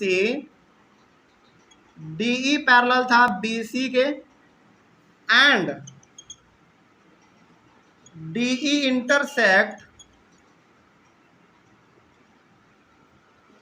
AB at D and AC at E, यानी कि DE हमारा पैरेलल है BC के गिवन में, और ये जो हमारा DE है वो AB को कट कर रहा है D पे, and DE intersect AB at D, हाँ सही है, और DE इंटरसेक्ट कर रहा है AC को E पे, वही हमने यहाँ पे लिख दिया। अब इसमें आपको टू प्रूव क्या करना है, वही चीज प्रूव करना है जो हमने उसमें किया था, वही चीज AD बाई DB और AE बाई EC, इसमें भी आपको सेम चीज प्रूव करना है। अब क्या सर इसमें कंस्ट्रक्शन आप करने जा रहे हैं? नहीं, मेरे वाले तरीके में कंस्ट्रक्शन की कोई जरूरत नहीं है, तो इसमें से आप एक स्टेप लिखने से बच जाएंगे, डायरेक्ट आप प्रूफ में आइए। ये तरीका आपके बुक में नहीं लिखा गया है, इसको ढूंढने की कोशिश ही मत कीजिएगा। इसमें कंस्ट्रक्शन नहीं करने जा रहे हैं क्योंकि इसमें जरूरत नहीं है, और ये तरीका थोड़ा सा आसान भी माना जाता है। चलिए अब ना यहाँ पे हम आपसे ना जो पूछना चाह रहे हैं आप उसको थोड़ा सा जवाब देते चाहिए, ठीक है, थोड़ा सा ऑनेस्टी से, और बड़ा ही बेसिक सा सवाल पूछेंगे आपसे। सबसे पहले तो आप हमको बताइए कि यदि ये हमारा ये दो पैरेलल लाइन है और ये इसको कट कर रहा होता है तो ये हमारा ट्रांसवर्सल का काम कर रहा होता है, ठीक है। उसके बाद आपने पढ़ा है कि यदि ऐसा होता है तो सर यहाँ जो एंगल बनता है वो इसके बराबर होता है, कॉरस्पॉन्डिंग एंगल। उसी प्रकार से जो एंगल यहाँ बनता है वो इसके बराबर होता है, कॉरस्पॉन्डिंग एंगल। ये आपको मालूम है। चलिए अब यहाँ पे आप आ जाइए। यहाँ पे ना आपको दो ट्रायंगल दिख रहा होगा, एक बड़ा वाला ट्रायंगल ABC और एक छोटा वाला ट्रायंगल ADE। तो यहाँ पे आप लिखेंगे in triangle ABC and triangle ADE, दो ट्रायंगल आपको दिख रहा है। तो एंगल, अच्छा एक बात बताइए दोबारा फिर से, तो यदि मेरा एक ट्रायंगल ABC है और एक ट्रायंगल ADE है तो DE हमारा किसके पैरेलल है? BC के पैरेलल है। तो DE BC के पैरेलल है, इसका मतलब कि DB किसका काम कर रहा है? ट्रांसवर्सल का काम कर रहा है। आप इसको इधर बढ़ा दो, इधर बढ़ा दो, इसी तरीके का बन जाएगा। बनेगा कि नहीं बनेगा? बिल्कुल बनेगा। तो उस डायग्राम को अभी आप थोड़ा सा देखिए और इसको भी आप देखिए। यदि ये DE BC हमारा दोनों पैरेलल है तो ये DB किसका काम कर रहा होगा? ट्रांसवर्सल का काम कर रहा होगा। नहीं पता चल रहा है? आप इसको इधर बढ़ा दो, इसको इधर बढ़ा दो, बिल्कुल मालूम चल जाएगा। तो जितना हमारा एंगल ये होगा क्या उतना ही एंगल हमारा ये होगा, रीजन कॉरस्पॉन्डिंग एंगल। तो आप इसको एंगल 1 मान लो, इसको आप एंगल 2 मान लो, ठीक है। तो यहाँ पे आप लिख दो पहले कि एंगल 1 जो है वो एंगल 2 के बराबर है। रीजन क्या लिखोगे आप? हाँ, कॉरस्पॉन्डिंग एंगल्स। उसी प्रकार से दोबारा फिर देखिए, उसी प्रकार से यदि दोनों हमारा पैरेलल साइड्स हैं तो EC किसका काम कर रहा होगा? ट्रांसवर्सल का काम कर रहा होगा। उसी प्रकार से क्या ये वाला भी इसके पैरेलल होगा? सॉरी पैरेलल नहीं, बराबर होगा। इसको आप मान लो 3, इसको मान लो 4। रीजन सेम हमारा फिर से क्या होगा? कॉरस्पॉन्डिंग एंगल होगा। तो यहाँ पे भी आप लिखेंगे एंगल 3 इक्वल्स टू एंगल 4 और रीजन आप यहाँ पे सेम देंगे, कॉरस्पॉन्डिंग एंगल्स, ठीक है। चलिए अब जो हम बताना चाह रहे हैं उसको भी थोड़ा सा समझ लीजिए। आप ट्रायंगल ABC को जरा देखो और ADE को जरा देखो, क्या दोनों में एंगल E कॉमन है क्या? सॉरी एंगल A दोनों में कॉमन है क्या? बिल्कुल कॉमन है। ट्रायंगल ABC में भी A आ रहा है और ADE में भी हमारा एंगल A आ रहा है। तो यहाँ पे हम लोग लिखेंगे angle A equals to angle A और रीजन क्या लिख देंगे? दोनों में कॉमन है। अच्छा, क्या आपको नहीं लग रहा है कि हम लोग क्लास 9th का चीज कर रहे हैं, कॉन्ग्रुएंसी वाला? हाँ, लेकिन यहाँ पे कॉन्ग्रुएंसी नहीं लिख के सिमिलैरिटी हम लोग लिखते हैं। चलिए, तो ये भी एंगल है, ये भी एंगल है और ये भी एंगल है। तो दोनों ट्रायंगल का ये एंगल इसके बराबर, ये इसके बराबर, ये इसके बराबर, तीनों एंगल तो आपस में बराबर है, यानी कि इसके बराबर, ये इसके बराबर और ये इसके बराबर। तो दोनों ट्रायंगल हमारे क्या होंगे? पहले आप लिखते थे क्लास 9th में कॉन्ग्रुएंट, लेकिन क्लास 10th में क्या लिखेंगे आप? सिमिलर लिखेंगे, ठीक है ना। तो आप यहाँ पे लिखेंगे हैंस ट्रायंगल ABC, और ये सिमिलर का साइन है, सिमिलर का, is similar to triangle ADE, और यहाँ पे आप रीजन लिख देंगे by angle angle angle criteria के तहत ये दोनों हमारा सिमिलर हो गया। अच्छा, अब यहाँ पे आपको लग रहा होगा कि सर क्लास 9th तक तो हम लोगों ने एंगल को कॉन्ग्रुएंट साबित करने में लगाया था, कोई बात नहीं है, इसके बारे में हम लोग अपने आगे वाले क्लास में पढ़ेंगे, इसी चैप्टर में पढ़ेंगे कि हम लोगों को एंगल साइड और साइड इन 4 प्रकार के क्राइटेरिया के बारे में हम लोगों को इस चैप्टर में भी पढ़ना है।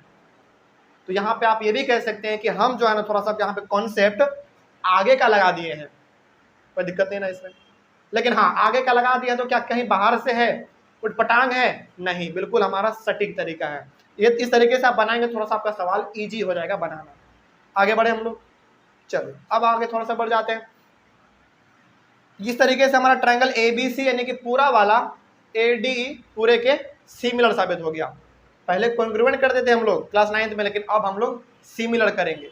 क्यों? क्योंकि जब हम लोग उसको भी पढ़ रहे होंगे ना इन चारों क्राइटेरिया को, तो आपको मालूम चलेगा क्यों। बस अभी थोड़ा सा आप यहाँ पे लिख लीजिए, क्योंकि पूरा बताने लगेंगे तो फिर आपका वो वाला भी यहीं पे शुरू हो जाएगा, उसके लिए हमारा अलग क्लास है, ठीक है ना। हाँ तो कोई दिक्कत नहीं। अच्छा, अब यहाँ पे आप एक बात बताइए हमको, जब आप 2 ट्रायंगल को क्लास 9th में कॉन्ग्रुएंट साबित करते थे तो उसके कोरस्पॉन्डिंग पार्ट भी आपस में आप इक्वल करते थे। वही सेम चीज यहाँ पे है कि अब आपने यहाँ पे दोनों को सिमिलर साबित कर दिया, तो इसके कोरस्पॉन्डिंग पार्ट भी क्या होंगे? इक्वल नहीं बल्कि सिमिलर हो जाएंगे, ठीक है ना। चलिए, तो यहाँ पे थोड़ा सा हम लोग और काम कर लेते हैं इसके लिए। इसको मिटा दे। अब क्लास 9th में मान लीजिए कुछ देर के लिए हम क्लास 9th में और ये दोनों आपस में कॉन्ग्रुएंट हो गया, तो इसके और इसके दोनों ट्रायंगल के सभी साइड सभी एंगल हमारे इक्वल होते थे। लेकिन क्लास 10th में हम लोगों को कॉन्ग्रुएंट वाला नहीं पढ़ना है, सिमिलर वाला पढ़ना है। तो ये दोनों हमारा सिमिलर हो गया, तो इसके ट्रायंगल, इन दोनों ट्रायंगल के साइड आपस में इक्वल ना होंगे बल्कि सिमिलर हो जाएंगे। तो यहाँ पे हम लोग अब आगे लिखेंगे सो अब एक बात, अब आपने ऐसा कहा तो आपके पास 2 ट्रायंगल है ABC और ADE। तो चूंकि आपने सिमिलर कर दिया है तो इस पूरे बड़े वाले ट्रायंगल का AB छोटे वाले ट्रायंगल AD के बराबर होगा? बराबर नहीं, सिमिलर होगा। पूरे बड़े वाले ट्रायंगल का AB और छोटे वाले का AD, ओके। ये किसके बराबर होगा? इधर भी हमारा सेम चीज, बड़े वाले ट्रायंगल का और छोटे वाले का AE, इसमें कोई दिक्कत। और रीजन में आप चाहे तो यहाँ पे बगल में लिख दीजिएगा। अच्छा, क्लास 9th में जब आप कॉन्ग्रुएंट साबित करते थे तो क्या लिखते थे? CPCT, यहाँ पे क्या लिखोगे आप? CPST बताते हैं इसका मतलब क्या है। आप क्लास 9th में लिखते थे CPCT, इसका मतलब होता था corresponding part of congruent triangles. अब इसका मतलब क्या हुआ? Corresponding part of similar triangle. कोई दिक्कत इसमें? तो यही चीज आपको थोड़ा सा देखो, ये जो हम तरीका ये तरीका हमने आपको बताया ना, ये तरीका कोई गलत नहीं कर सकता, लेकिन यही चीज है कि ये तरीका हमारा 1-2 क्लास आगे का है। कोई दिक्कत नहीं है, आप इसको समझ लीजिए थोड़ा सा, और आगे चल के हमको यही चीज पढ़ना है। जब आगे आप इसको पढ़ लेंगे ना तो ये वाला थ्योरम आपको इस तरीके से जो हमने बनाया है आपके लिए हलवा लगेगा, क्योंकि आपने ये पढ़ चुका होगा आगे, इसीलिए। तो यहाँ पे आप लिखेंगे CPST लिख सकते हैं, कोई दिक्कत नहीं होगा। इतना आपने कर दिया, ये बात समझ आया। अब कोई पूछे कि बताओ ये आपने क्यों लिखा? हमने इसलिए लिखा क्योंकि हमने दोनों ट्रायंगल को आपस में सिमिलर साबित कर दिया है, और सिमिलर साबित हो गया, इसके कोरस्पॉन्डिंग साइड भी आपस में सिमिलर होंगे। उस तरीके से हमने लिख दिया यहाँ पे, यानी कि बड़े वाले ट्रायंगल का AB तो छोटे वाले का AD, बड़े वाले का AC तो छोटे वाले का AE हमारा रेशियो में बराबर होंगे। अब आगे बढ़ते हैं फिर। AB/AD -1 equals to AC/AE -1। अच्छा, हमने दोनों तरफ -1 किया, कोई फर्क पड़ेगा? कोई फर्क नहीं पड़ेगा। आपको यदि देखना है कि सर फर्क पड़ रहा है कि नहीं, आप इस -1 को उधर लेके चले जाओ, +1 हो जाएगा, +1 और -1 कट जाएगा। इसका मतलब -1 लिखने से कोई फर्क हमको नहीं पड़ रहा है, तो लिख सकते हैं दोनों तरफ। देखो, एक तरफ केवल लिखते ना तो दिक्कत हो सकता था, लेकिन हमने दोनों तरफ लिखा तो कोई दिक्कत नहीं है। अब आपको यहाँ पे एलसीएम लेना पड़ेगा। एलसीएम लोगे इसका और इसका, क्या आएगा? इसके नीचे कुछ नहीं तो 1 है, इसके नीचे कुछ नहीं है तो 1 है, इसके नीचे भी कुछ नहीं है तो 1 है। तो एलसीएम आप इसका लेंगे तो आपके पास एलसीएम आएगा AD, इसका हो जाएगा AB माइनस AD, और इसका हो जाएगा एलसीएम AE, इसका हो जाएगा हाँ, AC माइनस AE, इसमें कोई दिक्कत नहीं है। आगे बढ़िए। अब आप इस पूरे ट्रायंगल को एक नज़र से देखिए, बस दो अलग अलग करके नहीं, एक नज़र से देखिए बस। क्या लिखा हुआ है? AB minus AD। यदि आप इस पूरे AB में इस AD को माइनस कर देते हैं तो क्या मिलेगा आपको? नहीं, पूरा AB है, तो इस पूरे AB में AD यानी कि ये वाला आप माइनस करते हैं, यानी कि इस पूरे में से केवल आप इतना माइनस कर दें तो क्या मिलेगा आपको? DB मिलेगा। तो यहाँ पे हम लोग DB लिख सकते हैं, और नीचे में AD है तो आप उसको AD रहने दो। उसी प्रकार इसमें ये बताइए आप AC, इस पूरे AC में आप माइनस करने जा रहे हैं AE को, यानी कि ये वाले को, तो क्या मिलेगा आपको? AC मिलेगा, AC बाई AE। अब इसको आप दोनों तरफ ना पलटी कर दो, पलटी करने का मतलब पलट दो इसको। आप पलटेंगे तो क्या मिलेगा आपके पास? और आप पलट सकते हैं, देखो एक तरफ पलटते तो कोई दिक्कत नहीं है, सॉरी एक तरफ पलटते तो दिक्कत है, लेकिन दोनों तरफ पलट रहे हैं तो कोई दिक्कत नहीं है। उसी प्रकार से -1 हमने दोनों तरफ किया तो कोई दिक्कत नहीं था, दोनों तरफ पलटेंगे तो कोई दिक्कत नहीं होगा। तो AD बाई DB बनेगा, और ये हमारा AE बाई EC बनेगा। क्या आपको यही चीज प्रूव करना था? देख लीजिए जरा, AD by DB, AD by DB, AE by EC, AE by EC। ये तरीका थोड़ा सा हमारा सिंपल हो जाता है। तो आपके ऊपर आप निर्भर करता है कि आपको जो तरीका अच्छा लगे आप उस तरीके से इसको एग्जाम में प्रूफ कर दीजिएगा, कोई दिक्कत। चल, तो यहाँ पे आप लास्ट में लिख लीजिए हैंड्स प्रूफ्ड, और ये हमारा प्रूफ्ड हो गया, इसमें तो कोई दिक्कत नहीं। अब तो इसको भी आप लोग स्क्रीनशॉट ले लीजिए जल्दी से, ऑनलाइन वाले बच्चे। अच्छा, एक बात और, आपने इतना तो कर दिया, अब जो आपने प्रूफ पहले किया और जो अभी आपने किया सेम चीज है हमारा। अब इन्हीं दोनों चीजों से हमारा एक नया चीज सामने निकल के आता है, उसको भी आप यहाँ पे नोट कर लीजिए। जैसे आपका ये हमारा दोनों बराबर है, इसका मतलब हो गया AD बाई DB बराबर होगा AE बाई EC के। ये तो हमारा पहला क्राइटेरिया हुआ। इसमें दो क्राइटेरिया आपको और पढ़ना पड़ता है, जो कि प्रूफ करने की जरूरत नहीं है, लेकिन यदि आपने सिमिलर कर दिया दोनों को तो वो होता है। आप इसको लिख लीजिएगा यहाँ पे नोट करके, ऐसे नोट करके आप लिखिएगा। तीन चीज लिखिएगा। पहला तो आपका यही चीज होगा जो आपने यहाँ पे प्रूफ किया, पहला AD by DB, AE by EC, आपका पहला तो होगा ही होगा। मतलब कि जब हम लोग अपने इस थ्योरम को प्रूफ कर चुके हैं तो हमारे सामने यहाँ पे 3 रिजल्ट आता है। आपके सामने केवल एक ही रिजल्ट दिख रहा है, लेकिन इसके अलावा भी हमारा 2 होता है। वो इसमें प्रूफ नहीं करना पड़ता, लेकिन उससे सवाल आता है, उसको हम लोग सॉल्व भी करेंगे, सवाल को सॉल्व करेंगे। तो पहला हमारा क्राइटेरिया ये निकलता है।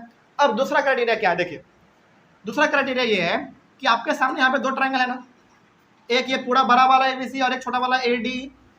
अब आप इस पूरे बड़े वाले ट्रायंगल का AB लो, पूरे बड़े वाले ट्रायंगल का AB, तो छोटे वाले का आपको कौन सा लेना पड़ेगा? जल्दी बोलो। AD लेना पड़ेगा।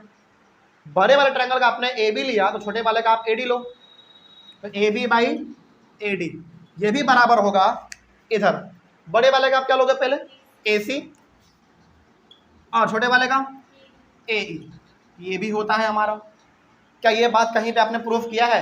नहीं किया, लेकिन ये होता है, ठीक है ना। चल आगे बढ़ते हैं। फिर तीसरा में क्या लिखेंगे आप? देखिए, तीसरा में बड़े वाले ट्रायंगल का आप AB लो, और अब आप केवल बड़े वाले ट्रायंगल का आपने AB ले लिया, अब आप केवल ये आधा लेंगे DB, केवल आधा DB। अब उसी प्रकार से उधर बताइए क्या होगा? AC पूरा और EC। तो ये 3 क्राइटेरिया भी हमारा होता है जब हम लोग इसको एक बार प्रूफ कर देते हैं तब। हालांकि याद रखिएगा इस बात को, जब भी आपसे एग्जाम में पूछा जाएगा वो इतना ही दूर तक आपसे प्रूफ करने के लिए कहा जाएगा, लेकिन अब आपको ये एग्जाम में नहीं लिखना है, ये सवाल बनाने के लिए हमने आपको लिख दिया है, इससे सवाल आता है। तो जब आपने एक बार प्रूफ ये कर दिया तो आपसे ये एक्सपेक्ट किया जाता है कि आपको ये भी मालूम है, कोई दिक्कत नहीं ना इसमें। तो ये भी हमारा होता है, जिस तरीके से आपने ये बराबर किया वैसे हमारा ये दोनों भी बराबर होता है, और इससे सवाल आते हैं। तो ये आप नोट करके लिख लीजिएगा, और इससे हमारा सवाल आएगा तो हम लोग इसको हैंडल करेंगे, सॉल्व करेंगे, इसमें कोई दिक्कत है। चलिए, ऑनलाइन वाले बच्चे इसका स्क्रीनशॉट लीजिए जल्दी फटाक से आप लोग।